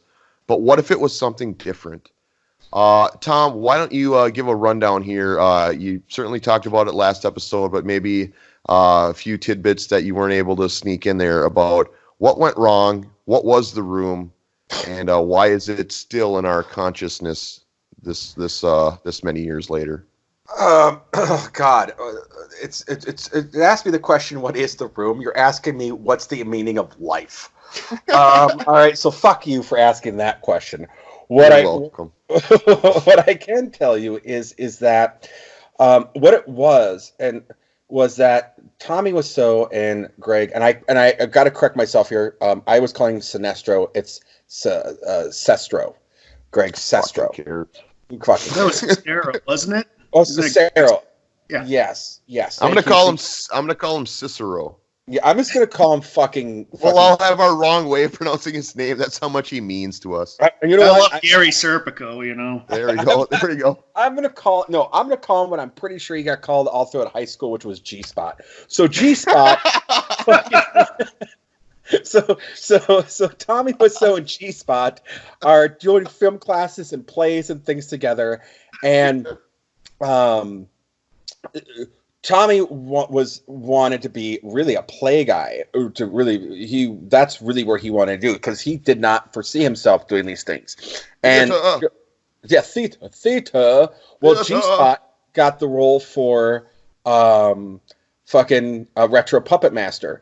And that's left out of the thing. And that is what put off this jealousy thing of Tommy. And he created this giant fucking play, and because he didn't know how to write a screen. He didn't know how to do a screenplay. It was a play, but it was supposed to be a movie. And it's not too far off. And Joe, I think you can correct me. He really did have a fucking scene in a restaurant trying to get a director and movie producer to do his fucking movie. I don't think so. I think that was just something that was in The Disaster Artist that they took liberty with.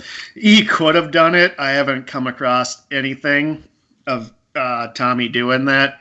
And since I'm talking, I'm going to... So we did this on the JOE-DOWN. And we went in not knowing anything. And this was like 2-3 years ago. And so I ordered the DVD because you can't stream it anywhere. So I open this thing up when I get off work, because I'm watching this like at 1 a.m. after work.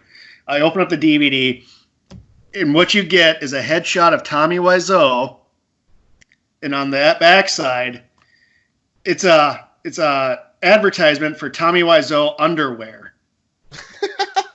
I shit you not. I will take pictures and like share it with you. I'm holding it in my hand right now. It's the creepiest thing. So that was the first thing I learned about this movie is this guy's an underwear salesman.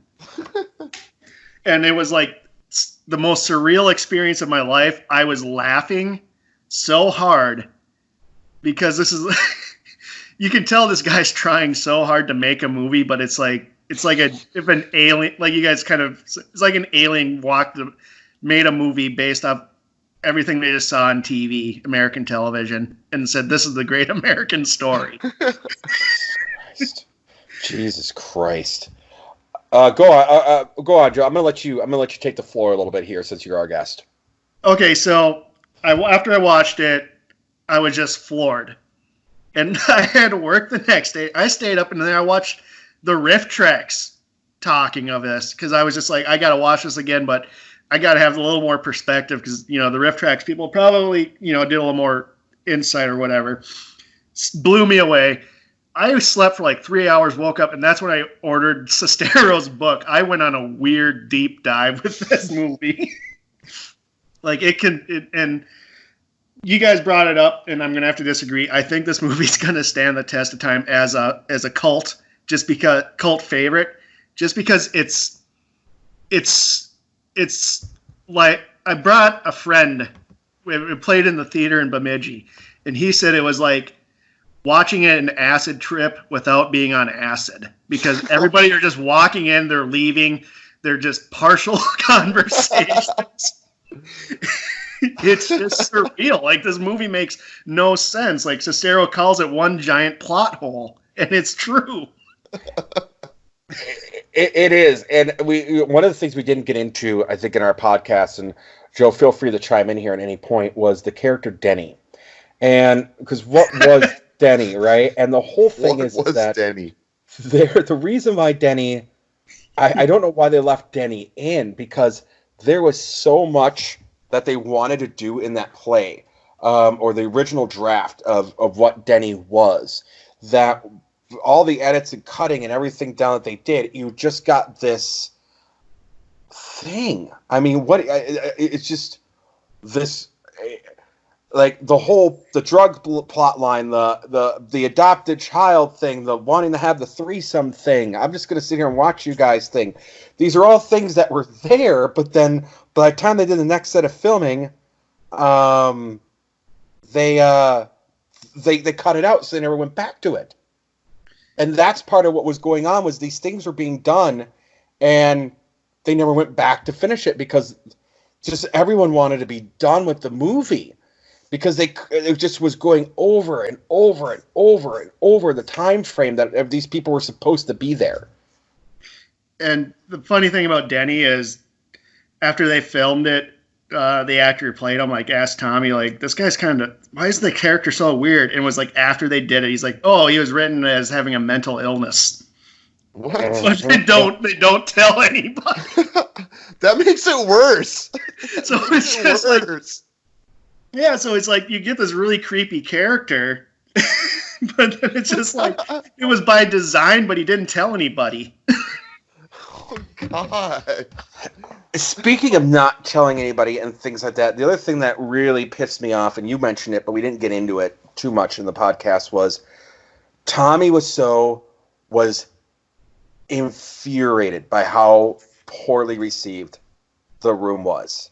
He didn't just that night at the premiere love it. It took actually a lot of coaxing from Greg, because I think Greg was worried he was going to fucking kill himself over the movie, to accept that it was being laughed at and was a joke. It was such a cop-out, too, to the disaster artist to have that ending and it be so unbelievably false. I don't think anybody watching oh, sure, that makes sense. I guess unless you, I should take that back. If you had no familiarity with this and know how badly it bombed, but just to make it look like it was a cult movie on receive is it was such a disappointing end. I wasn't a huge fan of The Disaster Artist as it was. Maybe because I was so familiar with The Room and the whole, and we'd done our time, doing deep dive Wikipedia searches on it, but it cheapened the entire thing for me. And in time, and and also with your help with our last podcast, realizing a lot of it was bullshit anyway, which was always known, but that ending though was really disappointing, and that's ruined it entirely for me. So I think I was in DC on a work trip when it released.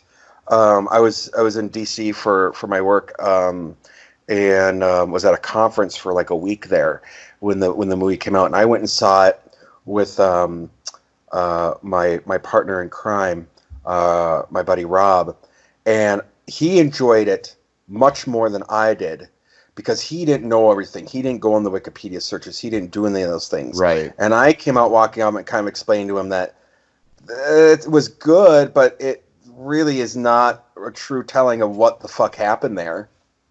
Right. And James Franco's portrayal of Tommy was so, I don't know that I could think anybody that could do better than that, like doing an impression essentially of Tommy Wiseau.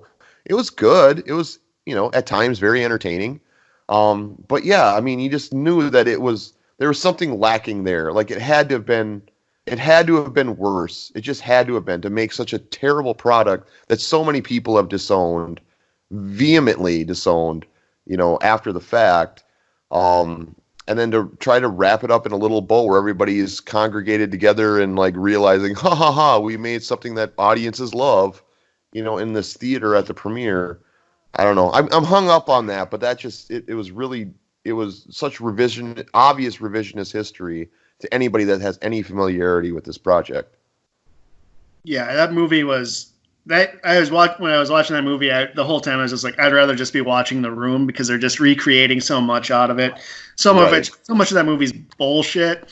So much, I mean, like these people after that movie was made, there's a reason you never see any of these actors around Tommy or even Greg. They're not around them. You don't see them at like events for like even like when they're putting out The Disaster Artist because they had such a terrible time making this. It wasn't as like Sestero makes it like, it seems like hell, but like accounts are like it was way worse than what he even put in the book because Tommy's his friend. Tommy's also his meal ticket. This movie's the reason why he has work. Like he's coming to he was going to come to Fargo before, whatever happened. And, he tours with the movie. Like this is their meal ticket. So it's the reason why we kind of know his name, I mean, we don't know it exactly. We all have different like remembrances of what his name actually is, but like he wouldn't be on our radar at all. We wouldn't be picking Owen Wilson to play that role instead of him if it were not for this movie. I mean, yeah, I see what you're saying. Yeah.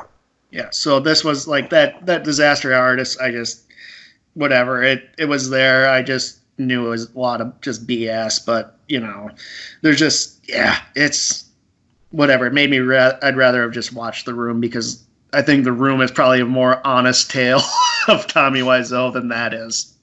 Sure. Yeah. Yes, absolutely. Absolutely.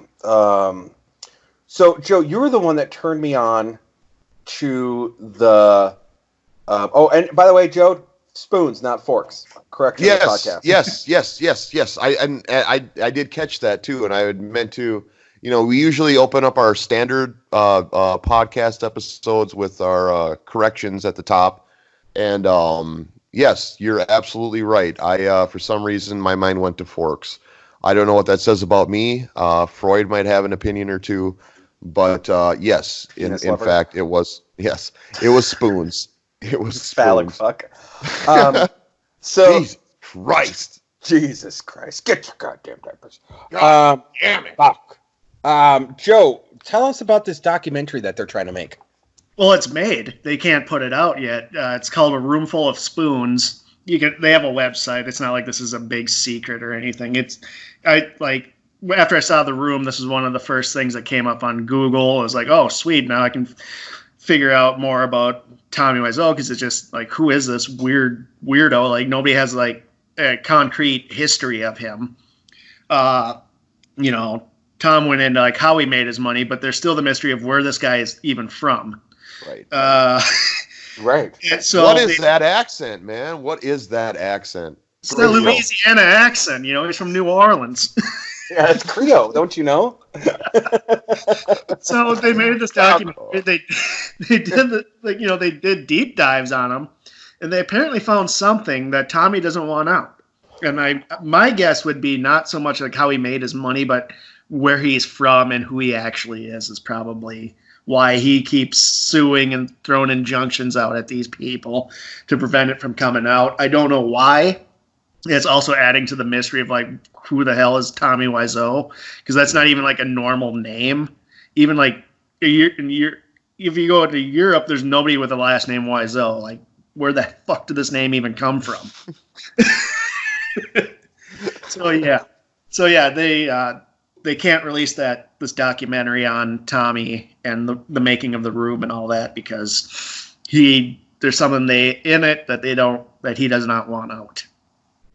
Huh. Yeah, and the thing is that this is not uncommon with Tommy. When the movie came out, I don't want to bring this up because I'm not going to get into fucking YouTube garbage, so I'm not going to get into the background of this, but the Nostalgia Critic try to do reviews, and other people try to do reviews back in the day, and Tommy was striking down all these reviews, was striking them down and being like, fuck you guys, I'm not letting you guys talk shit about my movie, and really tried to sue people that were giving The Room bad reviews. He was not in on the joke at all. Wow. Well, yeah, go on. Well, I was going to say, with that said, you guys have any more to add on the history here, or should we go into kind of what we tried to do in this impossible task of trying to re-envision what this thing could have been under different management, and with Tommy Wiseau, not involved, maybe a story by credit at the very most, and then someone else takes it over from there and makes something completely different. Anything else on the history, or shall we go to that? Let's go. You guys have really cool ideas, and I loved them both for different reasons. But yeah, unless I do want to bring up one more thing from The Room, if I may. Yes. So there was the character Greg, who was the friend that was at the football scene, and he was so fed up he left. Well, rather than writing in or going back and doing some of these things, they instead gave his throwaway lines at the party to some guy that didn't even have a name, except in the credits. And that was supposed to be the Greg character, and that's why when you go, who the hell is this guy? That was just a character they threw in so they could have, that was supposed to be this Greg guy, but he was so fucking done that he said, fuck this, and they're like, well, we still need someone to do it. We didn't really introduce anyone else except for sex couple on the couch that could have done that role. Right. So all right. I wanted to add. Sure. All right. So I had Patty Jenkins re-envisioning this, or well, my re-envision would have her helming this. She is best known currently as the director of Wonder Woman and the upcoming sequel. But at the time, she was the maker of Monster, Charlize Theron's movie about, I forget the character name she played, Charlize Theron, that is. But kind of the vibe I was going for, very dark, slight dashes of black humor, but more examining the psyche of Johnny, who's obviously got some mental hangups. And then remind me again, who did you oh no, you gave me a multiple choice on this, or more of a blind multiple choice, and we ended up going with Wes Anderson as your visionary of choice. Joe, what were your reactions to our two potential directions here? I wanted to see both of those just because this seems like it's like a basic premise with The Room. So it's like it's an empty canvas where you can go in like any direction with. So like I would love to see like a monster type dark gritty, take on that. Especially I believe you're like the toxic masculinity of Johnny and that sort of thing. But then like the Wes Anderson, I was like the the pastel colors in the Kinks songs. I could see that happening too. Lisa, you're tearing me apart.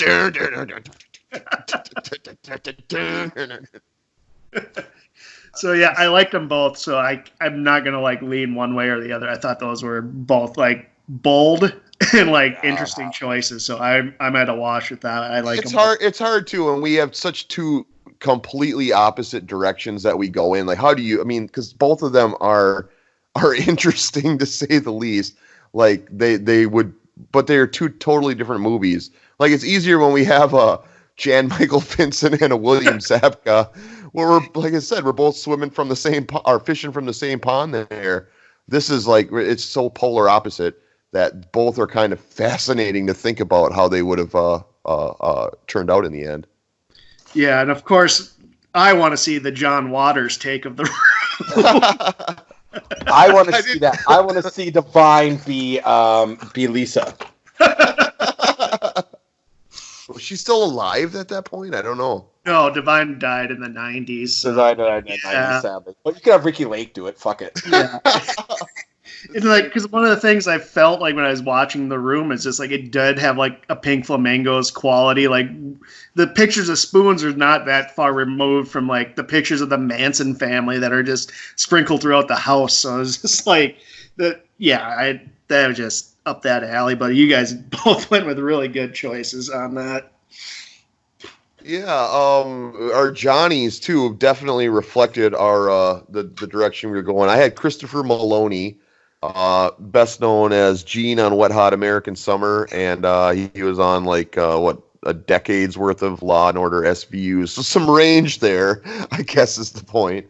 And Maloney's awesome too. If you've never seen it, like HBO's Oz, he plays a prisoner, and he's like really good. Like when you said Maloney, I was like, yeah, I can see that because he has like some range where he can kind of play like a more complex and nutty character too. Yeah, like there's a screw loose. Like you can see him acting with that character's got a screw loose, and like he can do that. Tom, your pick though, of course, going with Wes Anderson naturally. We're going to the Wilson brothers. And you had old Luke in the part of Johnny. Yes, I did, and I think I love Luke Wilson, and and don't get me wrong, I love Christopher Maloney. This is why I want to see your version and my version, because I do think Christopher Maloney can nail this. But Luke Wilson, dude, he's got a range. Like I think he's really underrated, and I think part of that is because I think he's very choosy with what he does, and but I can't think of a movie that I didn't like. Not necessarily the movie, but the role he played in it. Yeah, the Wilson brothers always are watchable. Like if nothing else, they're watchable, and you enjoy their screen presence. Like I always like if I see a Wilson on screen, I'm like, yeah, I can hang with this. Wow.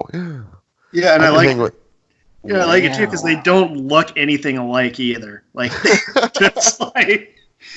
But they don't share the same nose. That's for sure. Are you implying that Papa Wilson was fucking the maid? Well, I'm thinking Mama Wilson was fucking the mailman, but oh yeah, that's a good point. I guess the dad did shit out at a Wilson brother. I suppose you're right. Fuck, I don't know. Apparently, know how standard sexual activity works, guys. Well, Tom, you've been pregnant numerous times, so we understand. That's true. That's true. I have been knocked up many times, and I give birth to a food baby at least 6 times a day. That's my workout routine. So when it gets to these to the picks, what was there any one of our picks that threw you for a loop, Joe? Well, yeah, Cameron Diaz, because I'd never seen her in a Wes Anderson movie. Yes. Yes, shit on me. Shit on my dick. Come on, go for it. That was a great alley-oop right there, guys. That was. You like that? You like that? I like that, yeah. Motherfuck. I don't know what I was thinking, you guys, on that one. How do I get to fucking Cameron Diaz via Gwyneth Paltrow? Oh, they're not that far off, man. There's a 6 degrees of something happening there. I don't begrudge you. I don't think you need to beat yourself up as much as you do on that. I've made bigger errors. I forgot who Sean Bean was in one of our episodes, if you remember, and I've watched every episode of Game of Thrones, and I was shocked at his beheading in episode 9 of season 1. I don't know. I thought you overreacted and were overly embarrassed by that. Gwyneth Paltrow and Cameron Diaz, for me, are kind of in the same department of actresses. See, when I heard that, I wasn't sure if Tom was confusing Gwyneth Paltrow for Cameron Diaz or Wes Anderson for the Farley brothers. That would be worse. That would be worse. Okay, let's get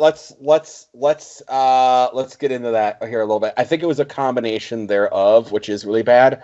But no, it was more so. I don't know how I did it. I got Gwyneth Paltrow mixed up with Cameron Diaz, and you could say they're from the same vein of acting, but god damn it, they do not look alike at all. So how I did that, I don't know what the fuck I was thinking. All right. Well, I'm just telling you not to beat yourself up too hard because... Too late, dude. I'm punching myself in the balls as we speak. It don't matter because either way, Evan Rachel Wood was a better Lisa than either of those two.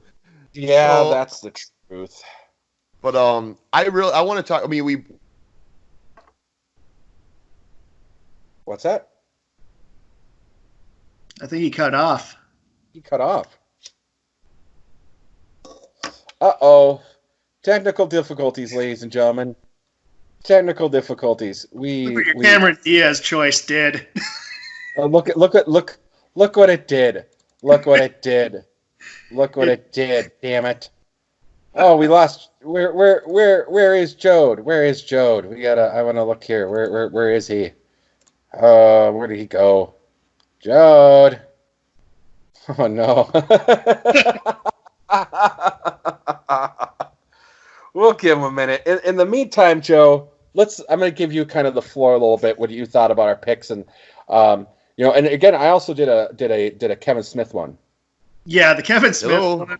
Oh, there he is. There he is. All right. Yeah, shit. I disappeared into the void there for a second. What was the last thing I said before I blacked out?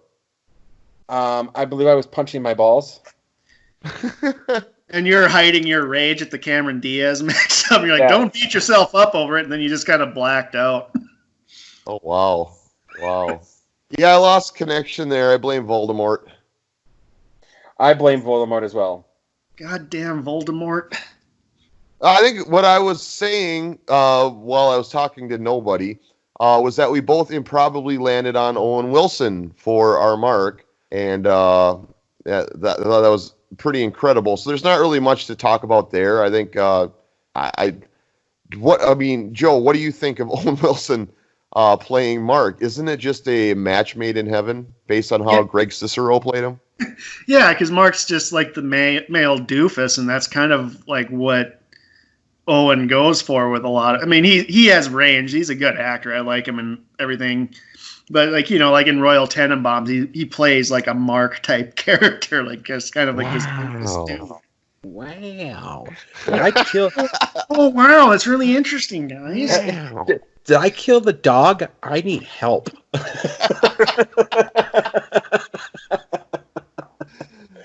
Holy shit. Let's go to our Denny's, huh? Because I think we had pretty different Denny's. I had Shia LaBeouf. Yeah, you had Shia LaBeouf. And I had Jason Schwartzman. Yeah, well, keeping with your theme, absolutely a natural. With the unibrow. Yeah, with unibrow Schwartzman, yes. I don't know what really... I mean, I'm going to turn that over to you, Joe. What are your reactions to our picks for Denny's? They're good for a character who has a mental illness and it wasn't told by the screenwriter that they have one.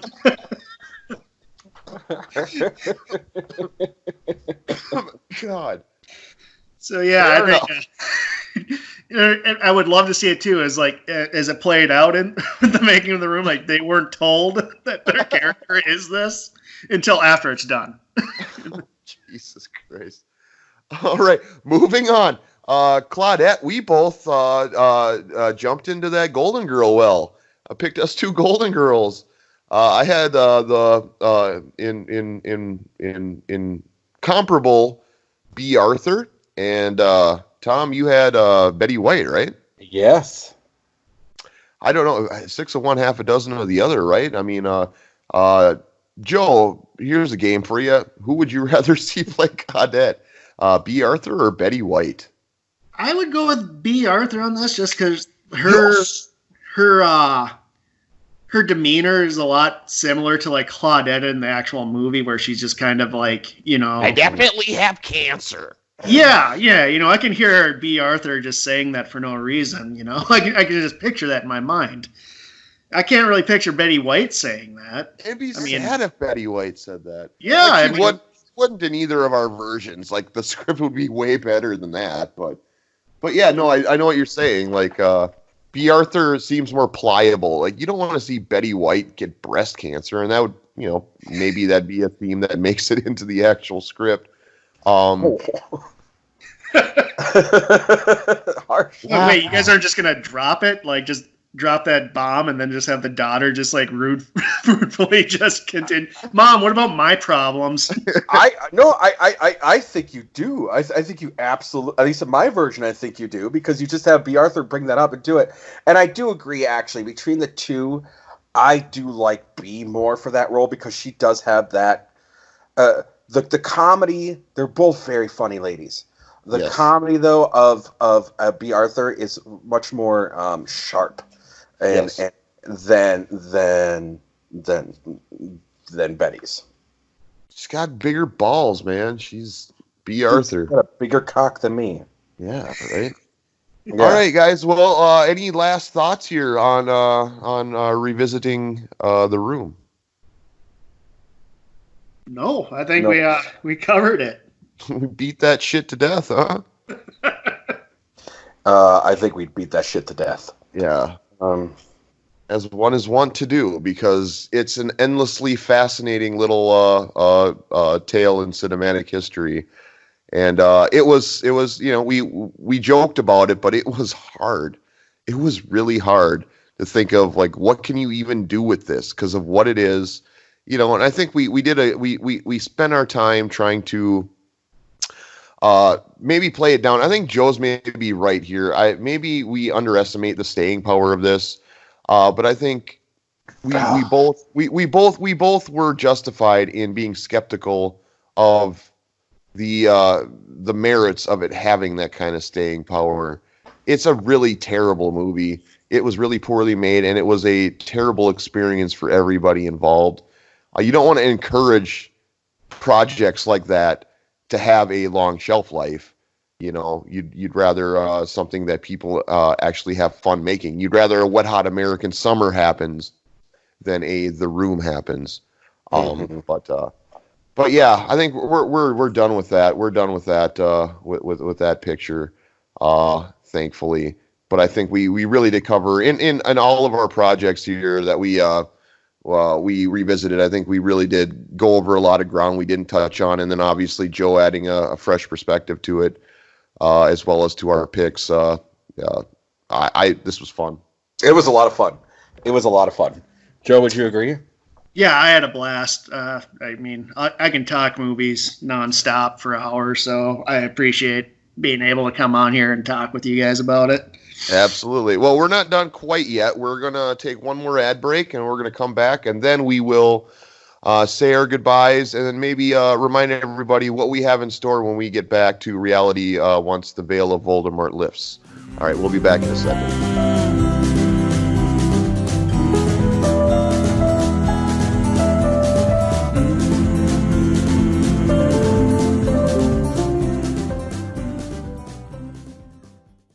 Given the state of things in America right now, Swole Body's Gym in Santa Monica is shuttering our doors. Oh, no. But the good news is there's this thing called the internet now, and that means we can train you from the comfort of your romper room. Love it or leave it. All you gotta do is connect to the World Wide Web, then enter SwollBodiesGym.net.com into your net browser and sign up for our remote training sessions. What can I say about this move? Nothing, so I won't.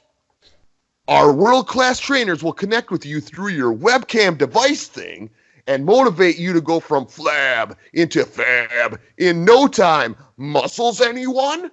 It's like walking on the treadmill of life. You get off it and it just keeps going.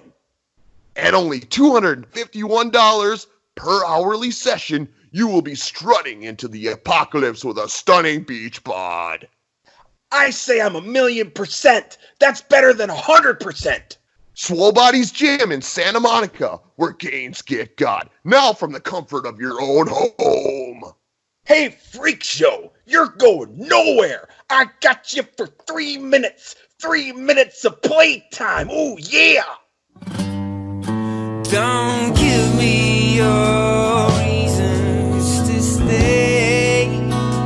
I won't be listening, babe. Oh, welcome back once again to the very first retrospective episode of Cast That Movie, and we, I think, really did a great job of beating 4 dead horses to death, even more so than we did the first time around, but we also learned a lot, gained a lot of insight, and had a lot of fun. And it's always about fun, especially in the age of Voldemort. Am I right, guys? Am I right? Yeah, I'm all about beating horses to death even more, you know. It is the apocalypse. The Godfather is my nickname. God. I will never watch BoJack Horseman the same way again. Anyway, so we plan to get back to normal next time. Again, I'm going to take the bullet here. This was mostly on me that we had to kind of call an audible, more or less.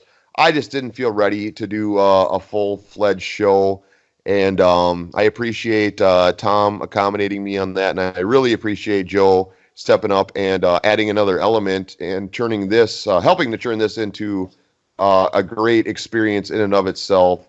But we will be getting back to our normal routine next time. We will be doing Ballistic X versus Sever. That is going to happen. That is our next recast and re-envisioning project. And dear God, I still haven't rewatched it. I have. Thom, you have. Thom, you I have. I'm going to bring up one thing. There is a scene in this movie, Joad, and this will get you pumped for it. There's a scene in this movie where a SWAT guy falls from a building, lands so hard on the top of a car that the tires blow off and hit another cop in the face. I did not remember this scene, and this was the only time that I got enjoyment out of that fucking movie, was that 2-second scene. So I got to go through 90-some-odd minutes of absolute fucking shit in order to find one pratfall of a stunt.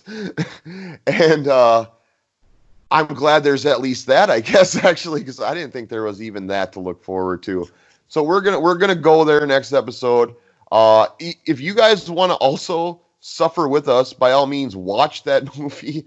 I would never recommend paying money to see it. So if you can find it streaming somewhere for free, I guess do your due diligence and do your homework and try that. But if not, you know, it's always funner when you know what we're talking about. So I recommend checking that out. Our dream project, though, Thom, the Pink Floyd movie, that is still happening. And that is something that I definitely want to put the necessary time and effort and emotion into to really get right, because as we established last episode, Pink Floyd has a special place in both our hearts. Yeah, Joe, and I know it does for Joe as well. But Pink Floyd really shaped me heavily musically in high school, and it's probably the only reason why I got through high school. And I will say real quick, because I don't know if we'll get to it in the next podcast, I actually, when I got into Pink Floyd, I started with their first album because I really wanted to experience it and I bought each album in order that it was released to really get a good appreciation of it. Nice. Yeah, Joe, do you want to talk about any thoughts on either of the projects we're looking at doing next episode?